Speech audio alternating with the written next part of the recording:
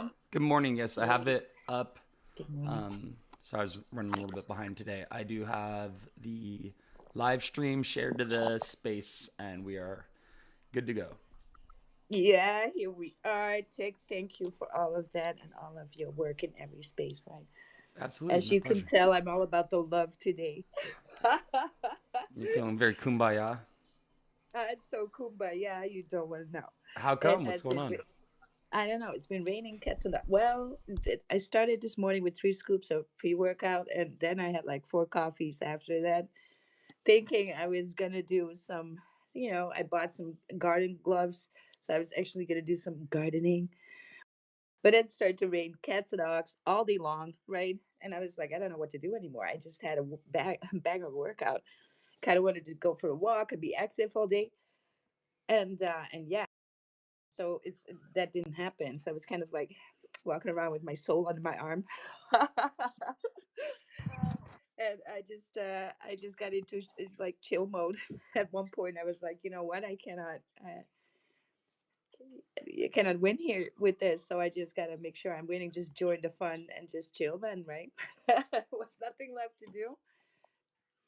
Administration is done, taxes are done, my trades are done, house is done, everything is good. There's food in the house. I didn't, it's a blessing. Very nice. Yeah. Uh, Makes you feel like you got it together until Monday hits. Until Monday hits. So yeah. No, I'm gonna remaster this song. I love it so much that I'm just gonna have to make a few changes on it and then remaster it, and then it will be a good one to, especially for the weekends, right? mm-hmm. I just love how it sings "Good Morning" on X, right? I've got that It's one. amazing. Um, which one? What was the other one that you did? Not the Moonlight one. Oh geez. Oh, the I Want to Rug You one. That was I was doing Yeah. something and I could hear that like melody. Where it's like where Yeah. what does it say? It's like something in the light and you rug me in the dark. Or it's like you Yeah, build me yeah, up in yeah, the yeah, light. You build it's yeah. The Hold passion on, and let the me let me pull it up now that we're just fucking around a little bit before maybe some more people join in. yeah. It's Sunday on X, so it's gonna be a little slower. These weekend spaces are right, but we're just gonna be consistent, open anyway. It will kind of have like a different vibe than during the week when we are a little bit more hungry for things, right? So let me look up that song that you're talking about, "Rock Me," right? Yes. Yes, yes. Oh, where did it go? Where did it go? It's in my library. Better be a library. Let me look it And then we got, up. see, we got some familiar faces here. So, what's up? Good to see you guys. The chat at community, 1000X, Coach, Sui Arc, Oh, the chit chats Zero, are here too. Shalana. Ah, much love. Yeah, yeah. Gang's all here. Very good to see you guys. Thank you for showing up and supporting Wilder and myself. Very cool. Yes, thank you so much. Like I said, it's gonna be a Sunday space. It's gonna be a little bit more chill, a little bit more laid back. I'm feeling the kumbaya. So I'm still looking for that song. Zero was like, yeah, yeah, kumbaya. Sarah was like all about kumbaya. Also manifesting, right? uh, which I like to call reality synthesis, right? From a psychological angle, the word manifesting has a little bit too much of the woo woo for me to for it to be taken serious. But there is such a thing as reality creation, reality synthesis, right? Um, that we all do, and it has to do with confirmation bias by a lot. And I noticed that was kind of a topic in his space for a bit too. And yeah, love those spaces too. Would love to do a space about that, how you can actually make things happen in your reality, right? Because that's what you're doing all the time, basically. But to make you more aware of that, in essence. So, how is this? I cannot find it. Magical. I feel like we see that synchronicity often. You know, that kind of like, Everything is a synchronicity, but yeah. we take it for granted, right? So everything is an idea that needs to take on physical form so you can define it. So any idea needs to get a physical form for you to define it. But then when we think about that stuff, we'll be like, right, I Yeah. can, kind of want to be a millionaire. Well, it's giving you hints. When I started to write down a few years ago, I wrote it down a few months, like, how would it be to be a millionaire? I just started to think about that. What would that be like, Yeah. right? And then I was walking on my way to the gym, and there was a poster. They were actually changing out the poster in some sort of little poster thing. They were changing it out, and they were hanging up a new one. And the new one said, "You're gonna be rich." And I was like, "What?" Okay. So look, did these people magically turn up that poster just for me? No, but I was noticing the poster Yes. Yeah. because it's in the front of my mind, right? Hmm. It's the same thing as where you buy that pair of sneakers and then suddenly everybody has the same pair of sneakers. Hmm. Did everybody just buy because you bought? No, but because it's important to you now, you're gonna see it in your reality more because you're gonna pay attention to these little things, right? Yes. Well, Hold on. tell me this. Ever since we 1000X came into our lives, I feel like I see 1000X everywhere now. Driving down the street, license plate in front of me says 1000X. It's getting out of control. I went to the Yeah, it's getting out of control. Yeah, I yeah. went to Well, the this is what I I'm do a just lot. kidding. So get this, guys, because maybe you don't know me personally like much. So let me introduce myself. I'm Wilder Jackson. Right. Um, I landed in a wheelchair when my daughter was a year and a half old.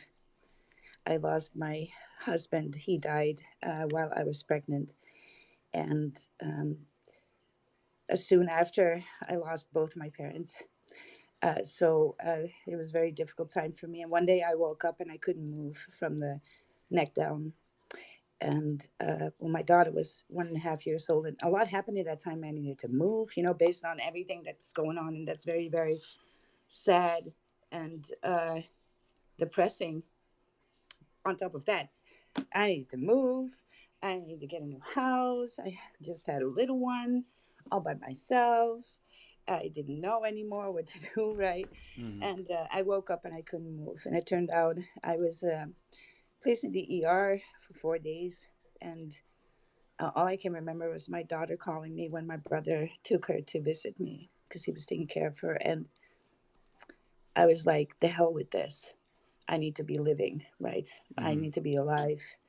And so when they told me that I could never walk anymore because I was diagnosed with a severe autoimmune disease that was basically attacking my brain, and so they actually gave me a psychologist, gave the psychologist and psychologist to yeah, to go to an acceptance process of me not being able to walk anymore. And even though the doctor said that, it's some in my soul, I didn't feel that as true, right? Hmm. I was like, no, look. And I told him, I said, look, I'll go. I take medication, whatever you give me. I believe, right, that you're here to help me. And I won't, go against that. But I will go against the fact that you're telling me that I can never walk again. And I just cannot comply with that. Hmm. I think you're wrong. And from that moment on, I started to do a little bit every day. And it was not easy at all, right? And I started to, my brother made a TRX on me on the wall, and I started to do some rows, and I could do maybe three. Right, And you, it's and very at this, difficult. I want to be clear though. At that time, you couldn't walk when he did the No, I TRX, was in a right? wheelchair. Right, right. I So that was in a was to wheelchair. increase your upper strength or your upper body Yes, strength. Yeah. I was like, look, even if look, it was very clear Right. to me. I didn't have an outcome of this.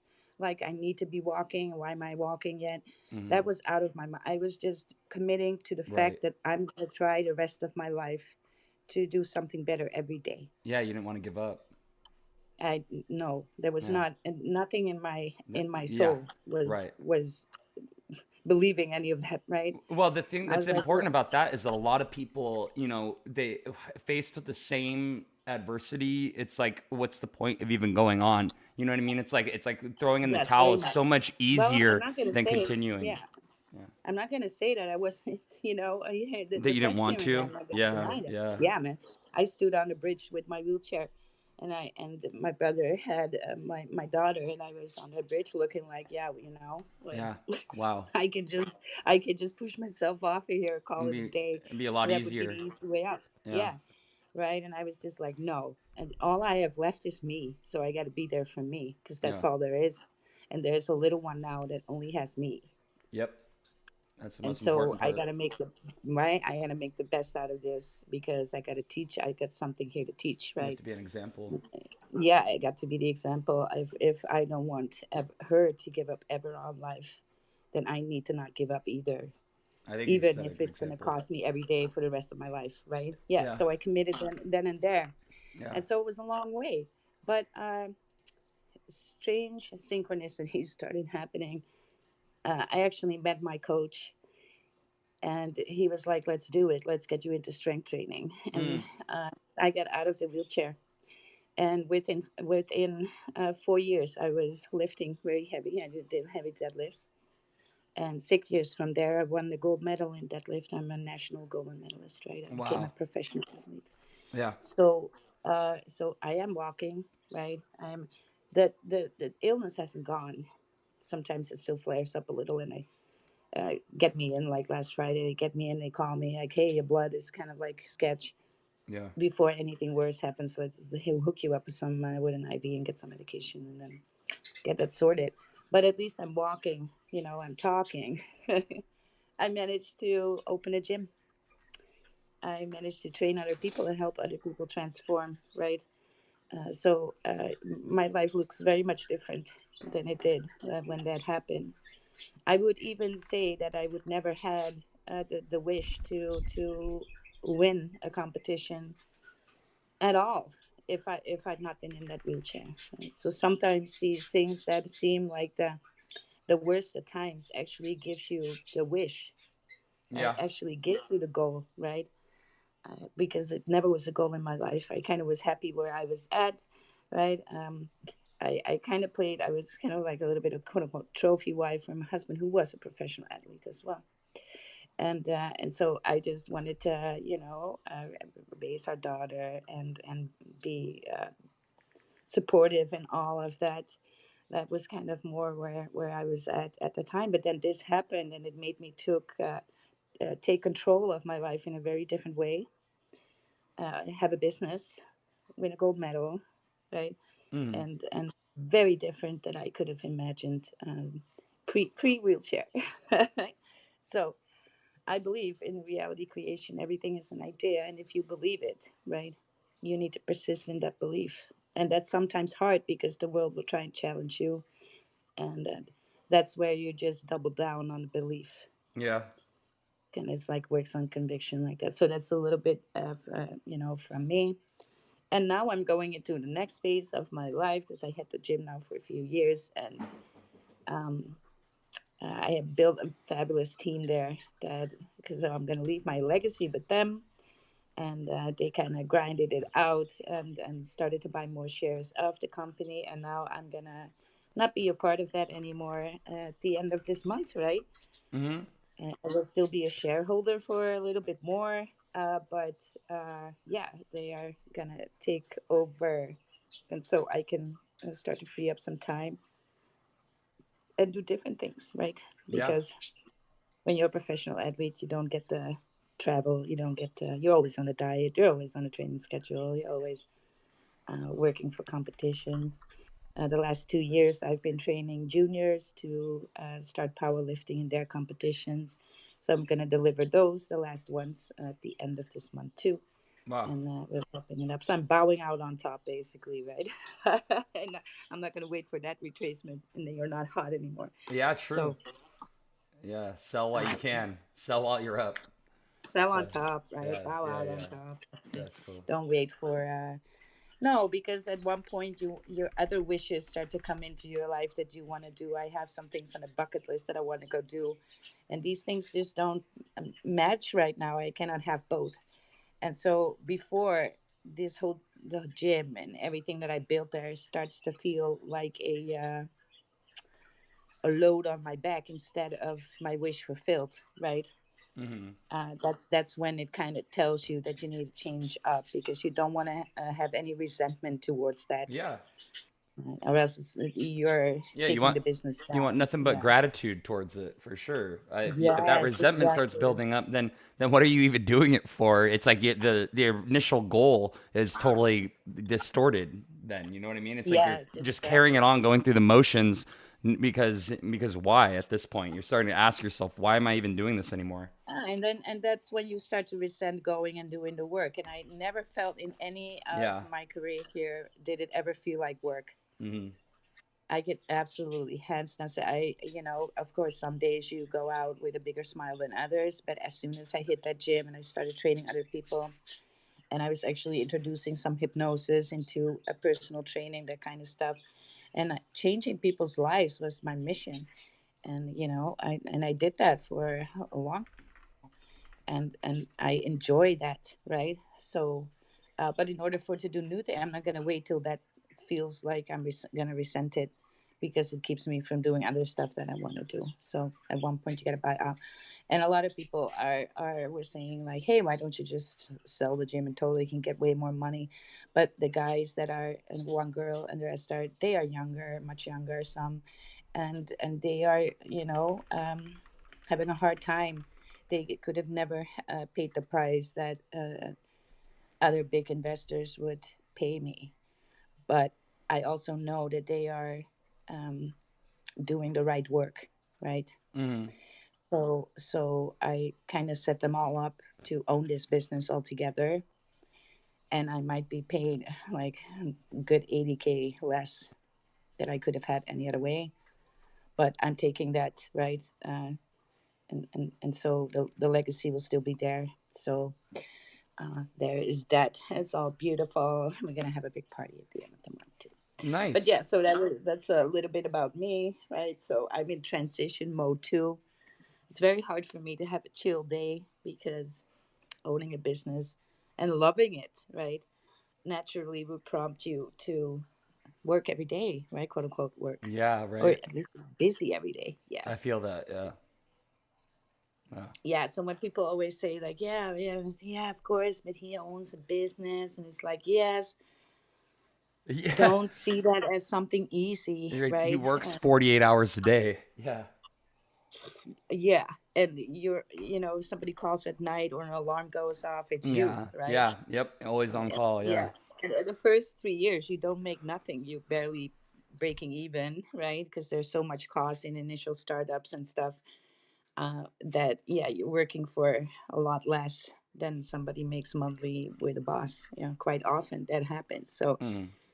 yeah, and then after, yeah, of course it is start to compound, right? Because your effort is going to be shown there in the finance as well. So you're doing, then after that you're doing well, but you still got Yeah. to hustle hard.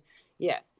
Yeah. So if people always jealous, yeah, because he's a big CEO and everybody should be able to be a CEO. No, these Everyone people make can. sacrifices. The opportunity Yeah. is out there if you want to work, 1,000 Yes. hours a week. But Yeah. it's going to take sacrifices that a lot of people Yep. very, very, very understandably do not want to make. Yeah. Spending time with your children. My daughter grew up halfway in the gym, right? Mm. Because there's no other way. So, right? So you're gonna have to fix here and there, but it's gonna cost everybody a little something. And yeah, you got to be a personality to do that, right? To be able to say like, look, I'm gonna, rock some time here and there of other things, and able for me to be able for me to do this. Yeah. And it takes certain, especially big CEOs and like big lawyer firms and stuff. These people are they are almost psychopaths when it comes to working, right? They don't care about anything else, because here's the scientific deal with reaching goals. And I'm gonna lay down the law for you guys. It takes 90% of your energy and focus on one thing to bring it about. That's how locked in you need to be. Hmm. And this goes for anything that you want to reach. That And 90% it's of your very, attention needs to be dedicated to it. yes, Well, yes. okay. So in Huh. order to do great things, right, or extraordinary things, it's going to take extraordinary focus. You cannot be 25% in it, just Yeah. 25, and thinking that you're gonna win, Right. right? So there's this whole obsession that needs to come into play with it. There needs to be some craziness, some a little bit of obsession, some delusional. Yeah. And you got to be delusional, bullish on the thing. Yeah. And the one person that taught me that was my former coach, Okay. Okay. right? Yeah. The guy that helped. It took you a few years to start deadlifting, becoming champion. He met you met him, and then 4 years later is when you got your first gold, or was it 6 years No, later? no, no. He trained me. He was my coach for my competitions. Yeah. Oh, but he was the one And you met him in the wheelchair, right? yes, yes, Yeah. yes, Yeah, so he pushed you to be delusional, to believe that you can do yes, things that you can't do. To, yes. so when you would say, I can't do it, he'd probably be like, shut up, I don't want to hear it, just lift it. I don't know if he was He that. was very harsh with me. Yeah, Yeah. yeah, I have friends like that And, too, that yeah. they would He say was too much harsh. meaner stuff. Oh And yeah. just tell me, but that having somebody lighting that fire under you and pushing you helps you accomplish things that you otherwise you would doubt Yeah, yourself. he was Yeah, pointing out my bullshit all the time. So yeah. here is what. So when I started walking, I started when yeah, of course, when you sit in a wheelchair, you don't want to be in there. When I could walk again decently, I was trying to push my step count up every day, right? Because I Mm-hmm. felt so good walking again. So I went walking everywhere. Where did you I was like, start? I really. How Hmm? many steps do you think you were starting at? Like, was it like I 500 mean, I steps a could. day? Well, the whole thing is not like I was paralyzed. The thing is, my brain didn't have good connection anymore, Oh, so wow. I needed to build everything neurologically again. Yeah, wow, that's tough. So I didn't have a signal any right. Yeah, you had to The rebuild all first in those my arms and neuro my hands. connections. Yeah. So my fine motor skills are still not really functional. I Wow. still have a lot of trouble with small things, right?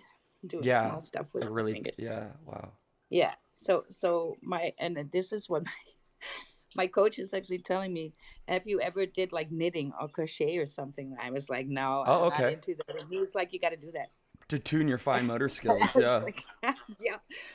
He said, you got to train your brain. And I was like, yeah, but I don't like. He said, who cares if you don't like it? You got to do it. Wow. So I was like, all right. So, but here was the deal. At one point, I didn't gain enough strength to get really in the because for competition lifting, you need to be able to do 2.5 times, almost 2.5 times your body weight, right? Uh-huh. And so I was kind of getting to two, but it was very hard for me to get more. I was stagnating somewhere. And he was like, you got to stop walking. You got to stop walking so much. He's like, yeah, The cardio was eating away at your muscle?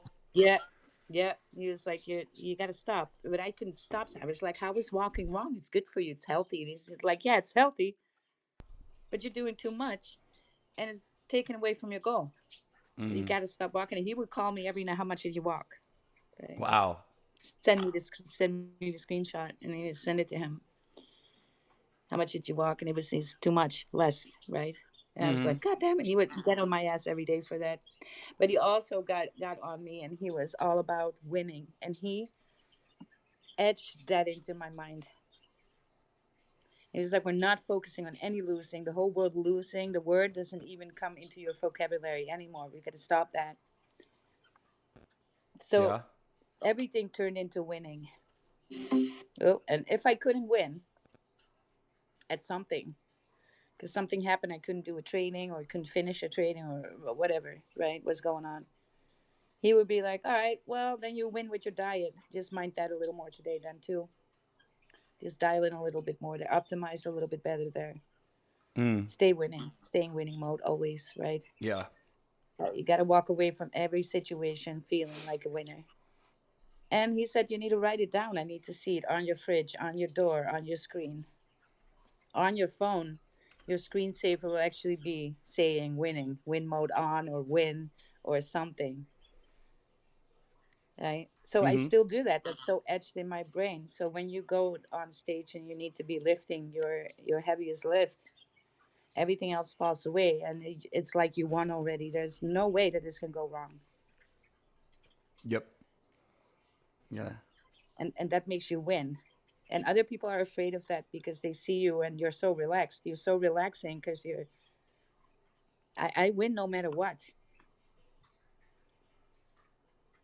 right? Mm-hmm. That's the thing. I win no matter what. People do me wrong, but I win no matter what. All of that is somehow going to turn into my win, right? So I don't know how, right?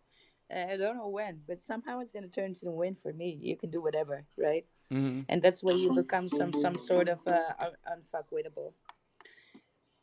And then Unfuckwithable. when other people's yeah, when other I people love go that. against that and tell you like, yeah, but this and this, and you're just looking at them like, yeah, well, I'm just ignoring what you're saying because I'm in win mode. I don't even hear what you're saying. And anything that alludes to losing, that I'm it's not even recognized, right?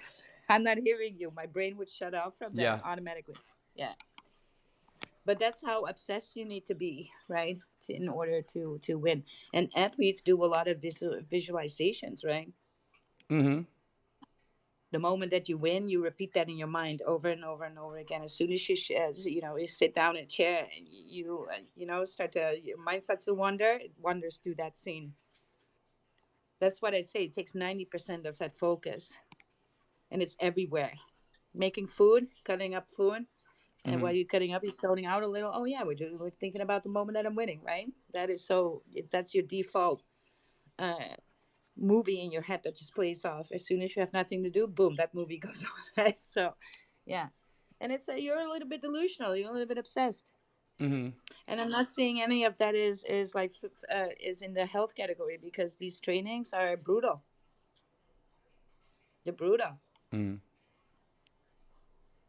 Yeah. So it's not easy. Sometimes you have two trainings a day, and then your diet and gotta work, and then Yeah. there's life, right? So it's yeah, but it's a lot of fun, and it taught me so much, you guys.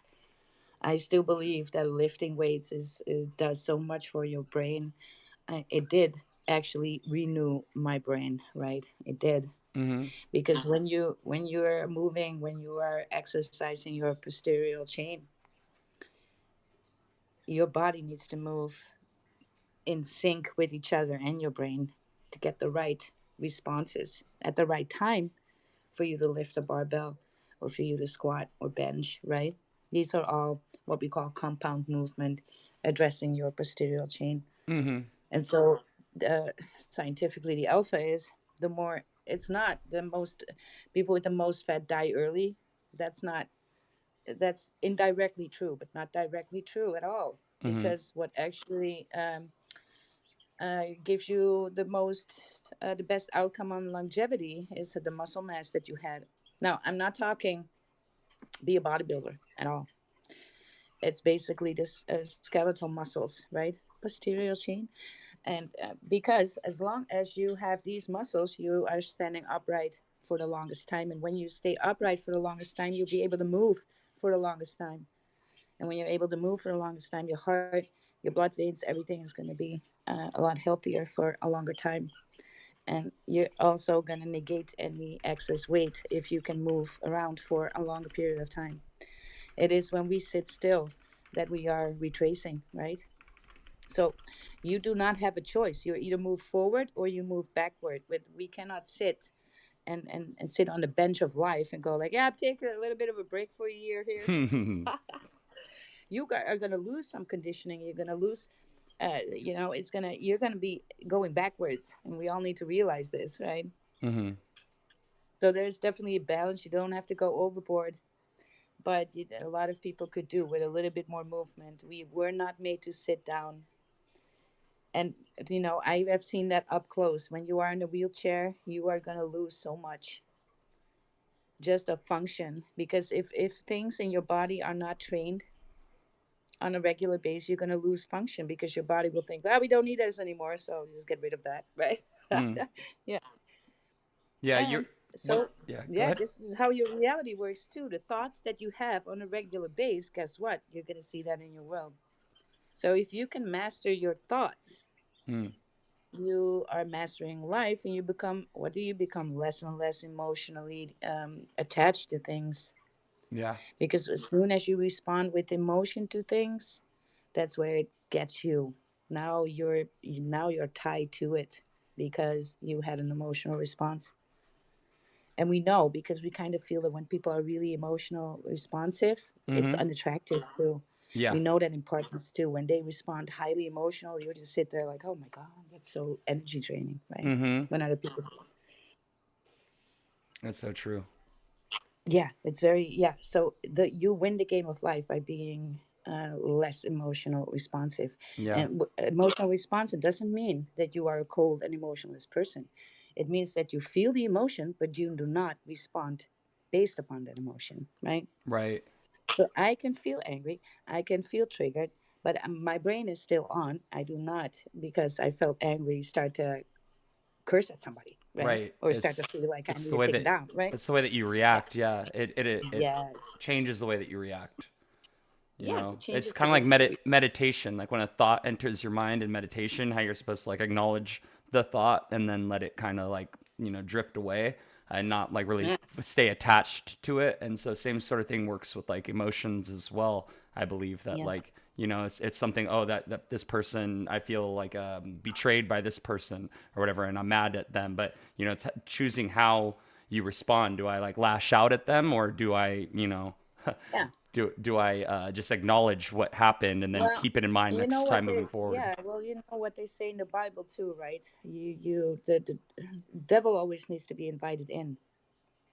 Wow, And as yeah. soon as you have an emotional response, you're dancing the dance. Mm-hmm. You're taking the invite now. You're taking the bait. And it's not because somebody else wants to give you the bait. No, you are doing that all on your own. You're Exactly. opening the door. That's Yeah. the thing, yeah, with Mm. perception and stuff like that. Yeah, I definitely Yeah. feel what you're talking about. Yeah. Yeah. So when we do hypnosis, and when I had practiced before as a psychologist, and you're doing EMDR, I don't know if you guys are familiar with that, but I'm it's not, no. used in PTSD. You work with eye movement. You go back and recall the memory, and then we're gonna get, train body movements. Use body movements to take away some of the impact of the emotion, because that's actually what happened there, right? Something happened, which in a certain circumstance, and you're taking that snapshot because it had such an impact on you. Yeah. There was such a huge emotional impact there. So your brain just took a snapshot of that. And now every time you sense that in reality, or you meet people who allude to that, or, somebody says certain words, or you're seeing certain colors, can be anything that is in Mm-hmm. that snapshot. It will, boom, take you back to that moment. You'll be getting triggered, suffering from anxiety all the way to depression, or even procrastination is part of that, because it can be very complex like that, right? And what we Mm-hmm. do with EMDR is actually we lower that emotional response to that snapshot, and hopefully reducing it enough so that when you spot these triggers, they do not have an impact on that anymore. Mm. So you can move forward with your life, right? And for some people, that is a horrible experience and really like something from a horror movie. For other people, it could be very what's very minor in somebody else's world, right? We are all different, but it's the emotional impact. Our memories are all based on that emotional impact as well, because there is no time and space, right? We have the memory of the last time we remember things, Mm-hmm. Yeah, and we only remember things that where we had an emotional reaction. Most of the time we don't remember every day of our lives, because your brain is like, yeah, we don't need all that information. mm-hmm. We just select on what hurt us the most, what brought us the most joy, right? What was the most sad, what was the most, it goes towards, it works very quickly into these things that have most of this, most of that, and that will be then a memory. But these memories change too, because you remember them the last time, um, you remember from the last time you remember them, so they can change as well. And that's why there is really, relatively speaking, no time and space, Mm. because we can hypnotize somebody, insert a memory that never occurred in their life, and they would still believe it was true. Mm. So basically what we do is we work off our perspective, right? We have a perspective, and we just um, project that on everything around us. Yeah. As soon as we shift that that projection, that perspective that we're coming from, and see it through different eyes, and then look at the memory again, you actually now revise the memory into completely something else because you're adding new information to the memory. That's kind of what EMDR does too. Mm.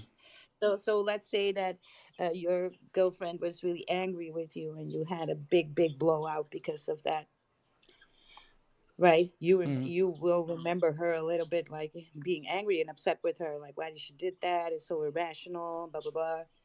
And then you break up, but then 2 years later you bump into somebody you actually, and then that person actually told you, yeah, remember around that time that her sister was actually in the hospital dying. Mm. She never told you that. Oh, now you have new information. Now you're going to change the memory. All of a sudden, that resentment that you had towards it now changed, right? In your memory. You're now recalling that and be like, oh, yeah, wow, right? Mm.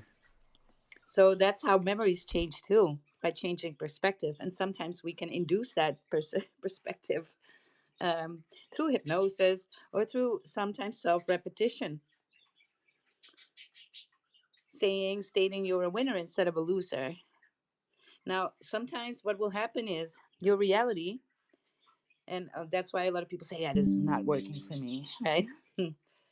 So, what will happen is as soon as you start to address some beliefs, because you always have to confirm in reality who you are and your beliefs, your self concept, your perception, that is particular to you, right?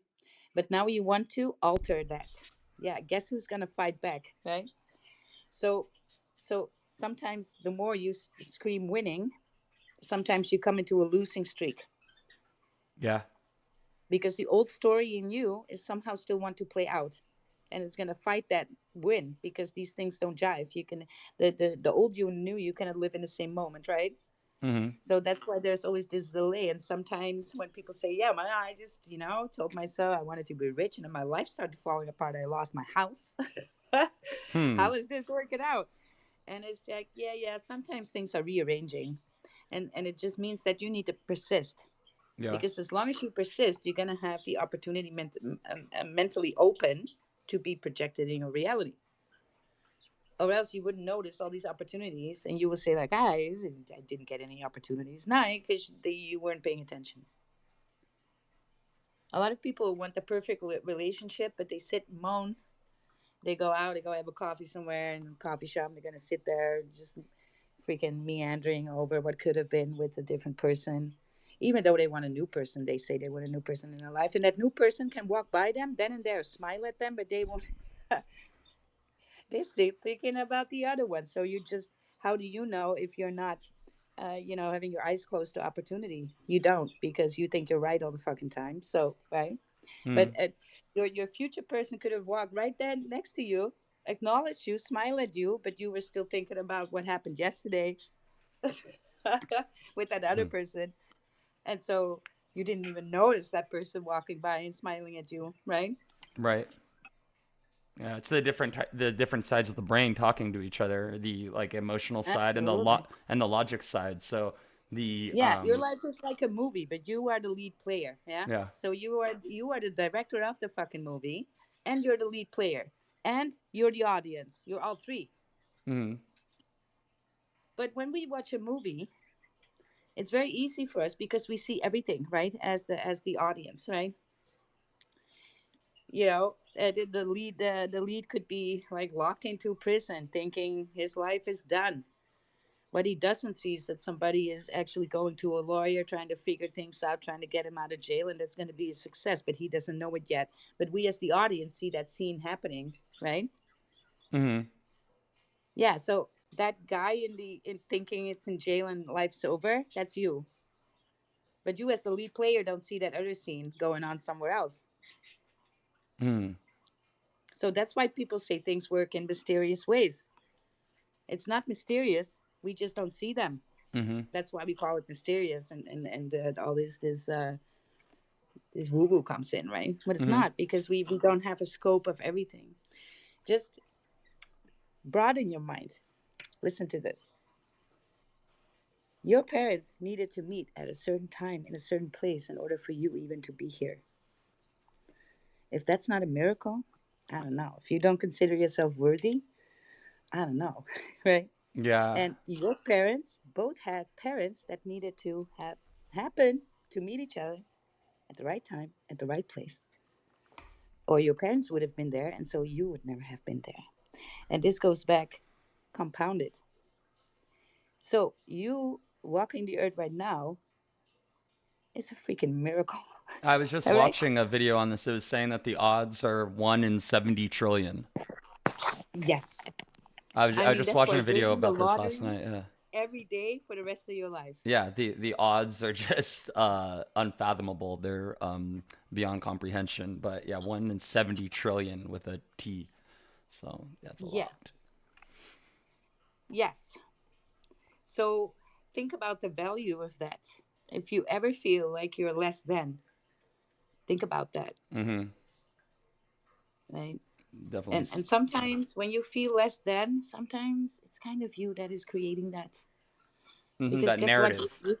Yeah, because you are here to create. If you're not creating, that's when you get stuck in your head like that, right? And start repeating old things. Yeah.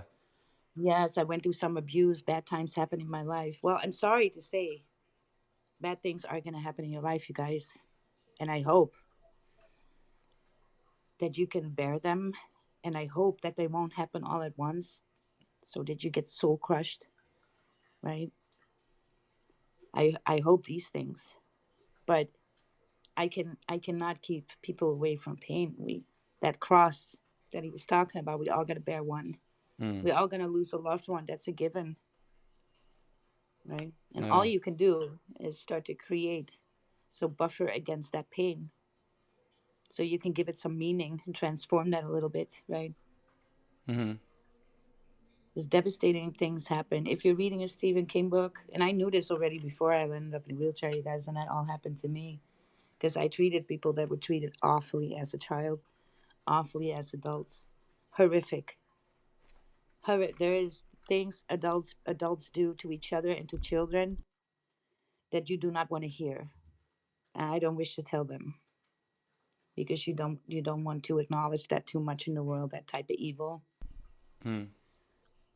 But if these people can move on, right? If these people can still uh, create create something for themselves, and start to have a voice in the world, start to feel good about themselves, regardless of what happened, that transformation, right? If they can do it, then surely most of us can too, right? Mm-hmm.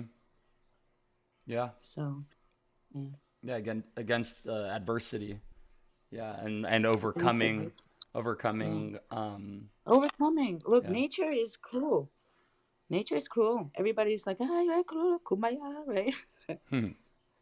But a bear will eat you if he's hungry. He's not going to be like, oh, there, little human. Yeah. Right. A tsunami will come from everybody. It will just not go around you because you're special, right? And though the beauty of it is exactly where the ugly of it is too, right? To that extreme, it can be really beautiful, but it's really really cruel. And the fact that that you're possibly, if I'm talking to you, have Wi-Fi connection, possibly a roof over your head, consider yourself blessed or rich. Really, Yes. because It's you're very front true. running. Yeah, yeah. 97% of the world doesn't even have that. Yeah. And they live in a very different world. Yeah. It's So, yeah. All right, let me give him my get out the soapbox here because that's a whole different tangent. Even though I do not want to look, there is something about poverty and relative poverty. These things are two not the same, right? So, if we live in a poor country where everybody's poor, or let's say a poor village where everybody's poor, that whole sensation of being poor is a lot less because we don't feel like we're poor. Everybody else is in the same boat, right? mm-hmm.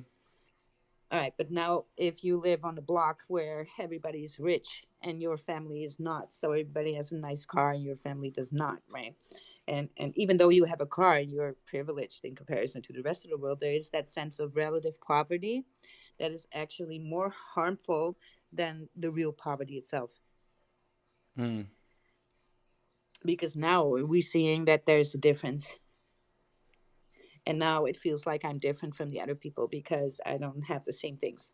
And our house doesn't look not as nice as the rest does. And that's where actually criminal that fosters a lot more criminal behavior. Mm. Criminal behavior is very much relative poverty related, and instead of poverty itself, is not necessarily people are going to steal for more. Because if everybody has the same, that whole poverty will be experienced differently than relative poverty. Because as soon as we start, because if we, let's say we have a poor village in India, everybody is poor. But now let's introduce a rich person there. Suddenly, a rich person is going to live there, builds a villa Mm-hmm. amongst the favela, right? And start to pull up in a Bentley. Now we got that relative because now there is actually something to look at and be like, right? So that is Yeah. what relative poverty means. It means you're not poor, but in comparison you are. So it's relative, right? Mm.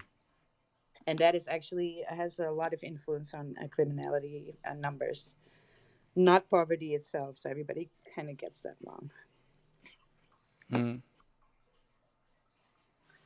Yeah. But you're not poor. You're in this space. You're a I'm winner. You're in pre-rich. crypto. Yeah, you're well, I don't even want to say you're rich. You need to have the mindset of being rich already. That means also means that you gotta have some financial hygiene, right? Mm. Gotta think about your stuff. Because you get in crypto, right? And the buying thing is easy. We can just, push that button, buy button, and now we bought some crypto. Right. Now we wait for 1000x, which is sometimes that's the only thing you need to do. Hmm. Uh, but it's less likely that that's going to happen with that mechanism. So what I'm talking about is okay, so you're buying, but have you ever thought how to off ramp? How many people are actually thinking about, okay, I'm getting me a millionaire this cycle. How am I going to off ramp all of this? And when I talk to people in space and I talk to people a lot in spaces and I ask them this question, they don't even know how to off ramp. They haven't thought about the selling part at all. And I'm like, okay, so you want to be a millionaire? How can you not think about that part then? Does it Mm. make sense? Yeah, Mm-hmm. yeah. How are you going to off ramp? How are you going to translate that money from crypto into fulfilling some real life dreams that you had when you started to buy the crypto begin with? How are you going to realize these? Mm. And then Yeah. how are you going to get there, right? It's about stabilize, optimize. So we stabilize the buy, we got that down. Now we got to stabilize what we do with the portfolio strategy, and then you got to optimize those, right? And then you're gonna think about DCAing out, and then off ramp, right? These things should be a part of your plan. If now when I said that, your mind is going like, yeah, I haven't thought about that. All right, well, you got time, right? Get on there because it looks different for everybody. It's in different countries, different tax systems and stuff. I realized that after this cycle, I'm gonna have to move. I'm gonna have to move to a different country. I already Mm. know this because the tax wise, this is not good here for me to be here. So I'm gonna have to move somewhere where taxes are a lot less relentless like they're here. Possibly also where the temperatures are a little bit higher all year.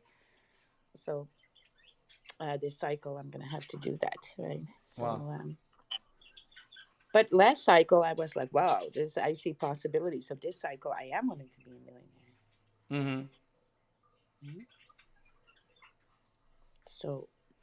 So, and then I gotta move because, yeah, I know I see that coming. I already thought about it. I already researched all of that.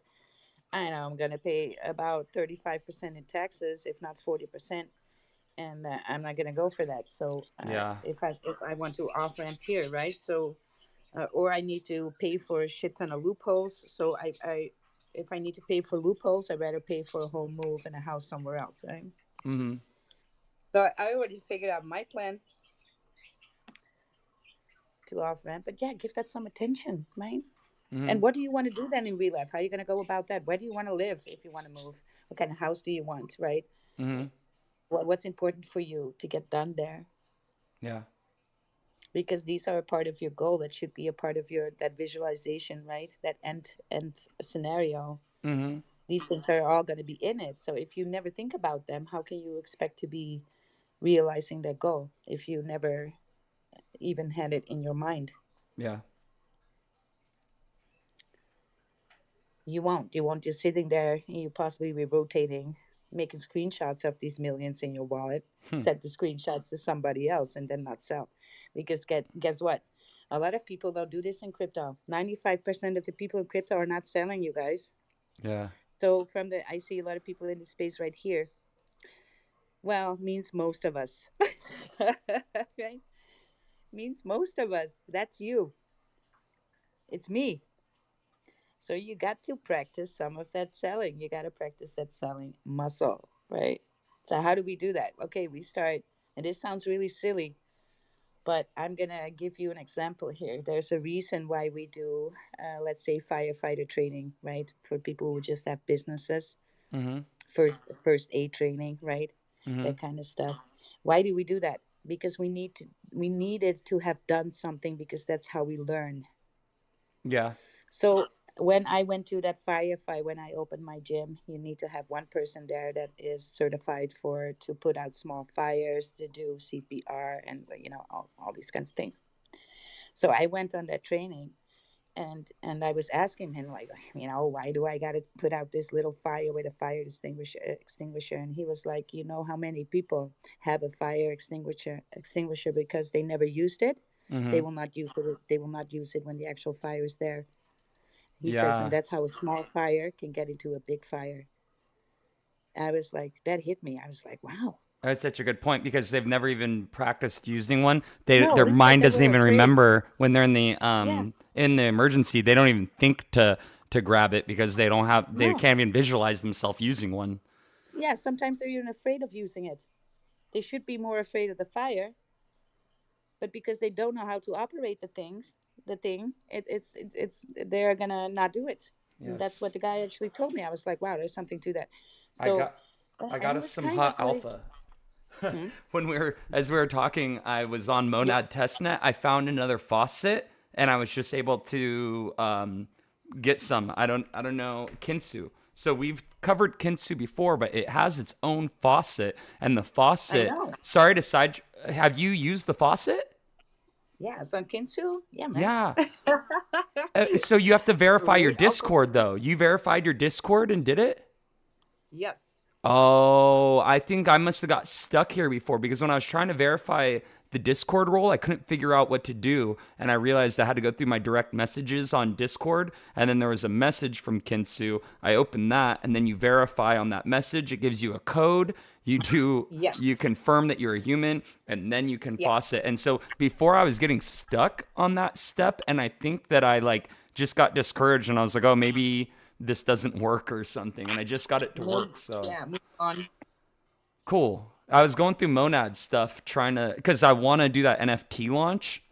And so I was trying to see how I can accumulate more tokens if there's any way. And then, I mean, I want to do the launch on Magic Eden. And I was kind of like looking into like everything because I've kind of glanced at it before, but I was kind of seeing, okay, what do I need to have together to launch this NFT? And All right. So let me first then round up the other conversation a little bit yes, while we sorry. move into more of that Monad Alpha then. Yes. So here, when it comes to selling, why am I saying about the fire extinguisher and then selling in crypto? Okay, it's very, very clear cut and dry what you need to do.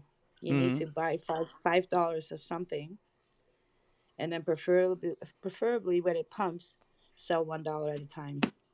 So you're pushing that sell button more than you do the buy button. That's basically what we're doing. You buy $5 and we're gonna sell 50 cents or $1 at a time. So we're gonna hit that sell button and we're gonna get familiar with the sell button and pushing it. Right? Mm-hmm. Sell, sell, sell, sell, sell. Okay. So sell little the small amounts. So you just like get that muscle going for that button, right? Mm-hmm. And that's how you're gonna practice it. And then you're gonna do it with a little bigger amounts. So you feel comfortable with selling more. Right? And if you did that, right, when it's time to sell, you'll be 95% more likely to push the sell button now, simply because you went and got yourself through the process of doing that with just little money, Mm-hmm. almost paper trading. Just like I was on training using that fire extinguisher on a fake fire. It was a real fire, but it was made by the guy, and it wasn't going to have any consequences, right? Mm-hmm. But I know how to use one now by practicing that. So it may sound silly and stupid, but something small like that is actually putting it in your brain Mm. on repeat.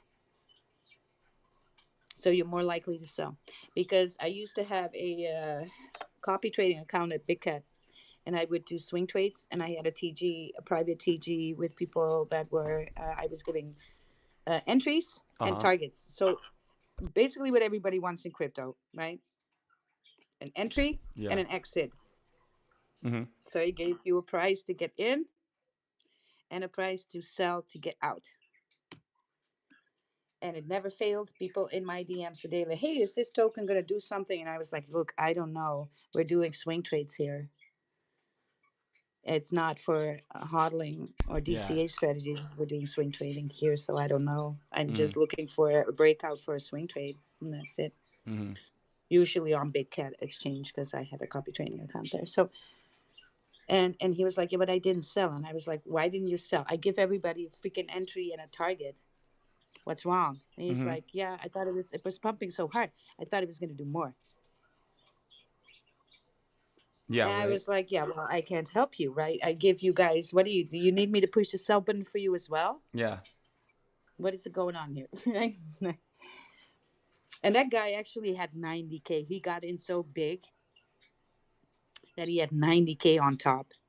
And that thing retraced back. And and so yeah, he got left with little. He was still in profit, but not the big amount of profit. Mm. And then, I was like, I was gonna get curious and what's behind it? What's the thought process going on? And he was actually having, he said, well, I kind of was hoping I would have $120,000 because that's what I need to pay off some stuff. Yeah. And I was like, look, Hmm. the chart will not do what you need. It will do what it does, right? And you cannot project what you need out of it on there, and then have that magically happen somehow. You could have taken that 90K on the target that I called for you, and then only have 30K to needed to be pay off to the debt. You would have been what? How much ahead? Right. Big time. But your focus on the 120 left you with nothing. How was that working out for you, right? So sometimes people have like a price in their head, like it needs to do this. All right. Well, a coin will never do what it needs for just especially you, right?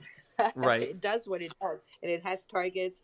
We're going support resistance, right? So, uh, but yeah, Big Cat doesn't support my country anymore, so I don't have that Uh. copy trading anymore. But yeah, it was a lot of fun for how long it lasted. I got into future trading because swing trading was kind of like it's kind of hard to. It's a lot of work to look for trades, and then a lot of hassle if you get people that you need to talk to in your DMs a day later because they missed targets, they didn't sell, that kind of stuff. It's like you're running a kitty class at one point. So I just Hmm. started to do my own trades. But yeah, let's go over to this Monad Madness. Well, first of all, Yes. no, no, no, Okay. no, Tick. First of all, let's just get the news out that CETAs is open again. Oh yes. Yes, we're all good again with CETAs. The volume of SUI is expected to go up again, restore to normal. Will that happen in 24 hours? No, you guys. That takes a little while. Right? Stop being so impatient with things. Um, but yeah, the dominance is high. So a lot of things will just move with Bitcoin. But I could see where Sui is start to, do maybe a little bit more of outperforming, escaping a little bit of that now that it has some of that bullish news of CETAs returning everything. So, um,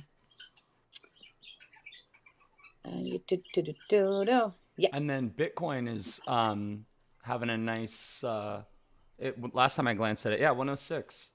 It was pumping a little higher than that. It went up to 106.3 when it, yeah. Yes, I called it this morning, 106.8. I had as a wick, right? Possibly a wick being tossed in there. Uh huh. Uh, I still kind of, hold on, let me just see if I was on that wick. No, but for me, it hasn't started. Stop. Well, hold on, let me look at that 3 hour. I always look at a 3 hour for the daily alpha on Bitcoin. Yeah, it looks like it can do like a little bit more of a shoot in there. If there is a wick on there, if not, then 16.6 would be 1, 2, 16, or sorry, 106, 6, 10, 106, 8 for a wick. I always trade on wicks. I know that's risky, but my target is always on the wicks for max effect. Mm Yeah, yeah, yeah. So why do I call that wick? Well, because I see another wick on the chart like previously, and it kind of feels when you trade a lot, do you notice these things are going to be like magnets, right? hmm. Mm hmm. So for me, these are magnetizing wicks. Sometimes the price wants to pull to their also to the downside, by the way. So yeah, yeah, market looks good. We're really looking good on the daily. So I am expecting some pumps to happen this week, possibly even later in the week, right? Um, yeah, I'm very curious about that weekly close then on Bitcoin because that's going to be tonight. We are seeing a reversal doji on that weekly, and of course, when you see reversal doji, let's see what that stochastic looks like, and it looks like a dead cross. Now, don't be scared about that. That is going to unfold over the summer. Uh, for now, I think we might get a little bit of lift of these 80 points, the point 80 on that stochastic RSI, and that will give us a little bit of lift to start to at least challenge that previous all time high, right? But let me be upfront with this: we don't have enough stamina, momentum left on that weekly stochastic to do more than 10 to 14%. Mm hmm. That's all we got left in the tank on it weekly. Yeah. Yeah, the big moves in crypto, the biggest moves always happen when that weekly crosses up into a golden cross, not down, right? Mm. So sometimes it stays up there. And when it stays up there for a little bit, it can do like a 10, 14%, have that in the tank if it wants to. Yeah. But the daily looks good. Golden cross on that daily. So we should be expecting some pumps and a little bit of market recovery. And then, of course, the Bitcoin dominance is rising together with this. So that's a good sign. And so, most likely scenario here is we're going to challenge a little bit of that, previous all time high. We're going to possibly only go to 108, 110. Then the dominance will drop a little bit from there. We're going to get a little bit of a rally in the rest of the market, hopefully some relief. So the alts can take some floors back as well. But we need to hold 108 for another all-time high. That's basically where if we fall through those again, and that's gonna happen within 2 weeks, you guys, because that's the time frame that I'm gonna put on it. That would support the theory of another all-time high, but there's a lot that negates it. So if it doesn't hold that 108, we drop these floors again, then we're just going to have to deal with sideways shimmy, right, on over the summertime, which is kind of typical for summertime in crypto. Mm. So things are never 100% bullish, they're never 100% bearish. There's scenarios and the indicators and technicals, that kind of stuff, and patterns and technical analysis as a whole kind of gives us a clue to where, right? But it's always a percentage. So what I'm seeing now is 70% for that theory that goes like, okay, we're going to pump to 108, maybe 110 if we're lucky, and then go sideways from there into the summer. That's 70% of what we're seeing supports that theory, basically. Looking at all the technicals involved, I never consider news to do anything here because for me the chart says more than the news ever will, and the news is there always to manipulate you a little bit too, right? So They will say like, well, it's a healthy retracement. That means that they want you to hollow, and then the same percentage down. Sometimes they call that a market crash. And it's like now they want you to sell, right? So it's manipulated. These I've seen news. I've seen retracements of 25% being called healthy retracement. Just hold on in Bitcoin, right? Hmm. And then a 10% retracement. Oh, market crash. And it really is. They either want you to hodl or sell, right? They're either going to scare you or try and keep you bullish, right? Hmm. So what they did clearly, the news kind of wanted everybody to be kept bullish. Like, yeah, we're probably making an all-time high. And I was saying, like, well, look, we're heading into summer. How has that ever been bullish? One, right? The chart looks overbought on that weekly, and we kind of need a golden cross to do big moves up, right? So everybody's saying 150 Bitcoin before the summer is like, no, that's absolutely not in the cards at all. If we hold that 108 and we're gonna pump in June, which it can do totally, then what's in the tank? Okay, maybe 116, not 150. Yes. However, the monthly looks so freaking bullish. That one is crossing up in a golden cross. Now that weekly will dampen that by just a little, but the monthly is your biggest indicator of when we're bull or bear on Bitcoin. So always looking at monthly if we're flipping. If that monthly get into it that cross when we're overbought, bull run over for Bitcoin. I can almost guarantee you that, right? So watch that stochastic because that's a massive telltale sign on Bitcoin on a monthly. But now it's in a cross up, so that's why I kept saying like, okay, this indicates for me quarter four because the monthly is not within a month, right? The monthly kind of gives us 3 to 6 months of a price of a range of time. So that weekly gives us anywhere from 3 to 9 weeks, of time. So that would put us in the summer. So that stochastic down is just going to tell us in the summertime we're going to be a little bit more bearish, just like always. Hmm. That's not to say though that usually meme coins do very well in the first part of the summer because everybody's getting kind of bored, right? With Bitcoin because alts are not moving. They're either like choppy sideways a little bit or flying in the air just on the loose, no volume. There's no ticker really ticking hard in the alts. But then all of a sudden these memes start to move. And that's because, the traders, the degens still want a degen, maybe even a little bit more now that the rest is not moving. And so these meme tokens can go on rallies by themselves without any warning and not market related, right? So sometimes in July and the beginning of August, these meme coins are actually kind of bullish, right? Hmm. Funny enough. So yeah. So yeah. Well, let's. So bullish on Sui. 1000x something on Sui here in the audience. Go check it out. Uh, bullish on Sui. Sui ecosystem. Sui means you're very early there. But to be even more early, if you missed the test net of Aptos Sui because they were testing together, right? And you missed Sei and that kind of jazz. We now have Monad. You can faucet some Monad if you have 0.03 Ethereum in your wallet and 3 previous Ethereum transactions. You can go to Monad XYZ, go to the faucet, get some test tokens, and start testing. So, why are we testing? Well, if you do that a lot, you can actually get some good airdrops because you're going to get rewarded for all of this testing. Now, I can hear you think, Wilder, shit, I'm late to the party. This is probably millions of people going to do this. Yes, you're right. Millions of people made a wallet. But if we look on layerhub.xyz,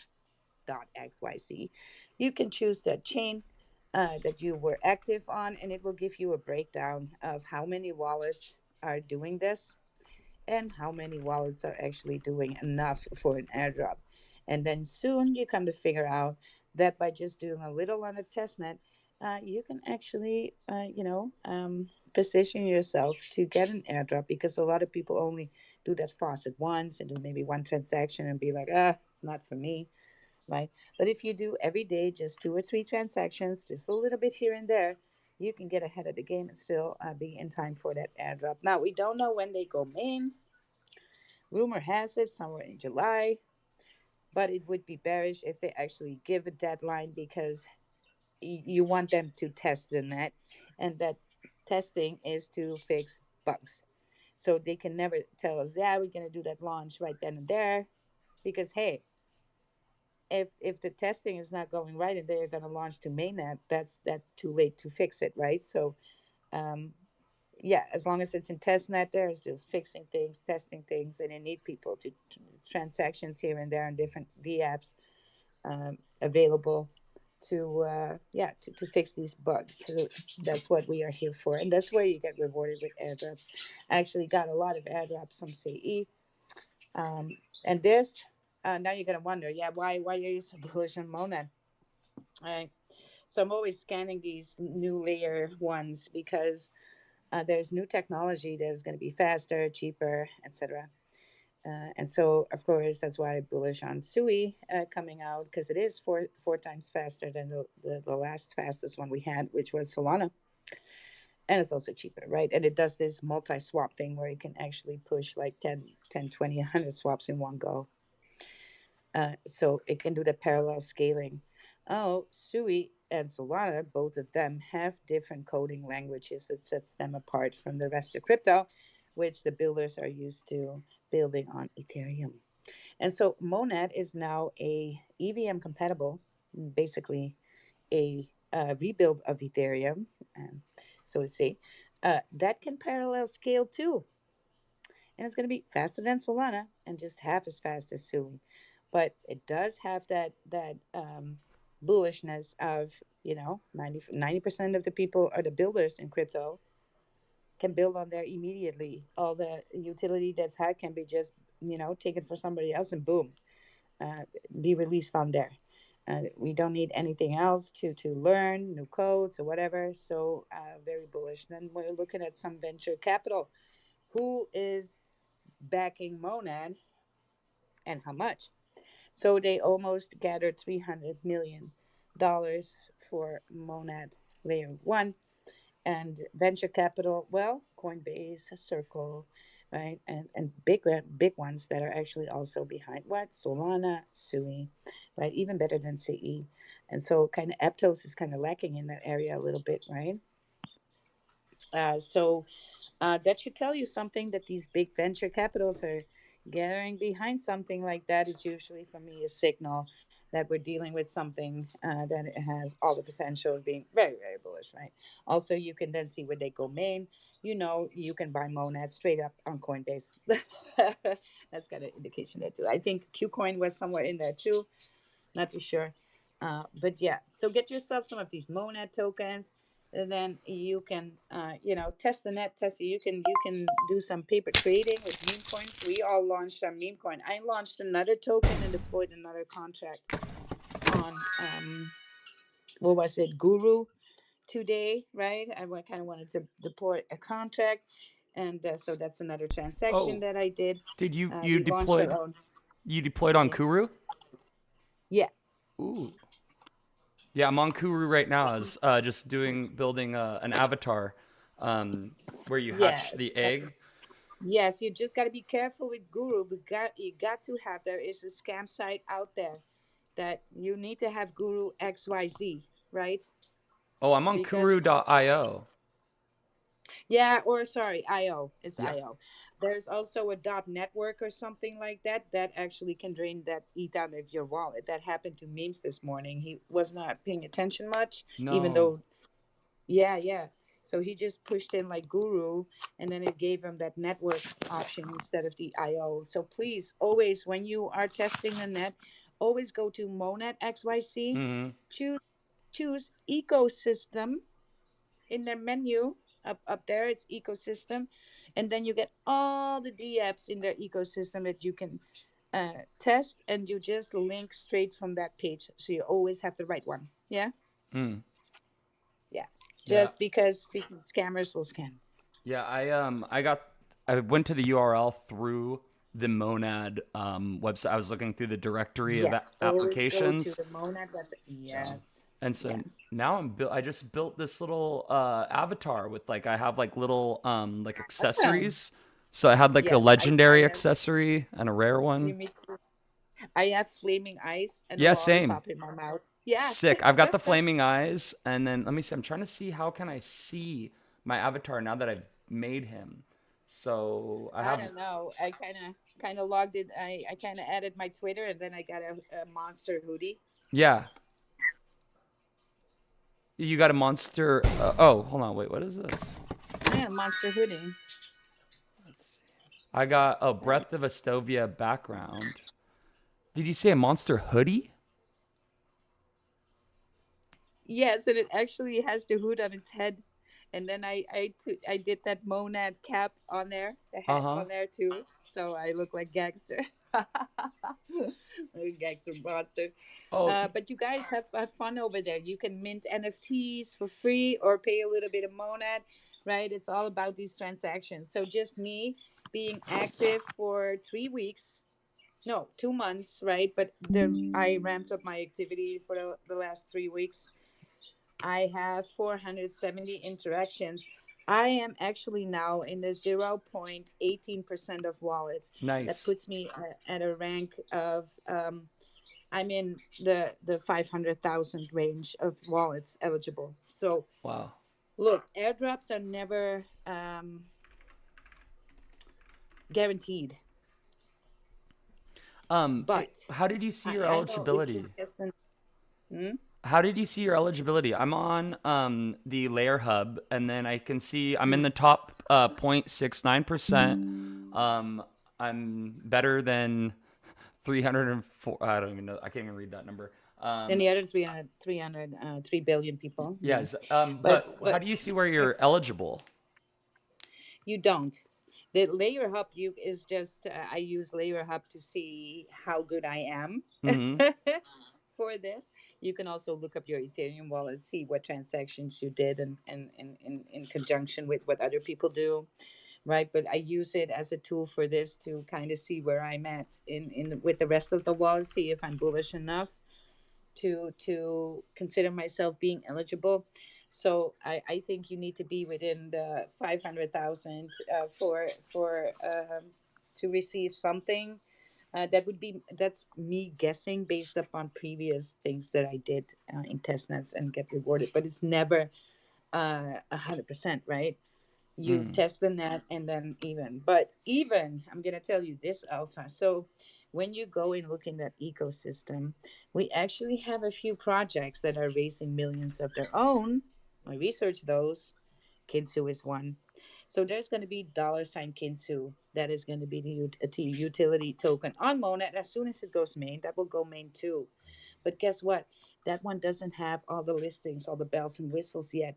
So all these tokens, that ecosystem that you're learning about while you're doing testnet is actually setting you up for getting utility plays like that early on a layer one blockchain. That's how you get the alpha.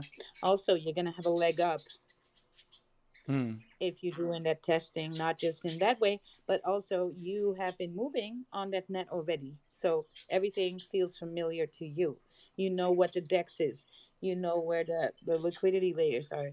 You know all the ins and outs, right? So you get yourself familiar on there. And that familiarity is going to help you to be early on a layer one blockchain. So if you wanted to be early on SUI in that first rally or early on CE in that rally, that's going to be you, right? Mm. So that's even if you are not doing some things for an airdrop. For me, that airdrop is going to be bonus. I just like to test out these things. What is on there? What tickers do I need to be looking at that are going to be on there, right? Because I like to be early and have that opportunity. For me, this is just opportunity, and I'm just scanning for opportunity on that test net.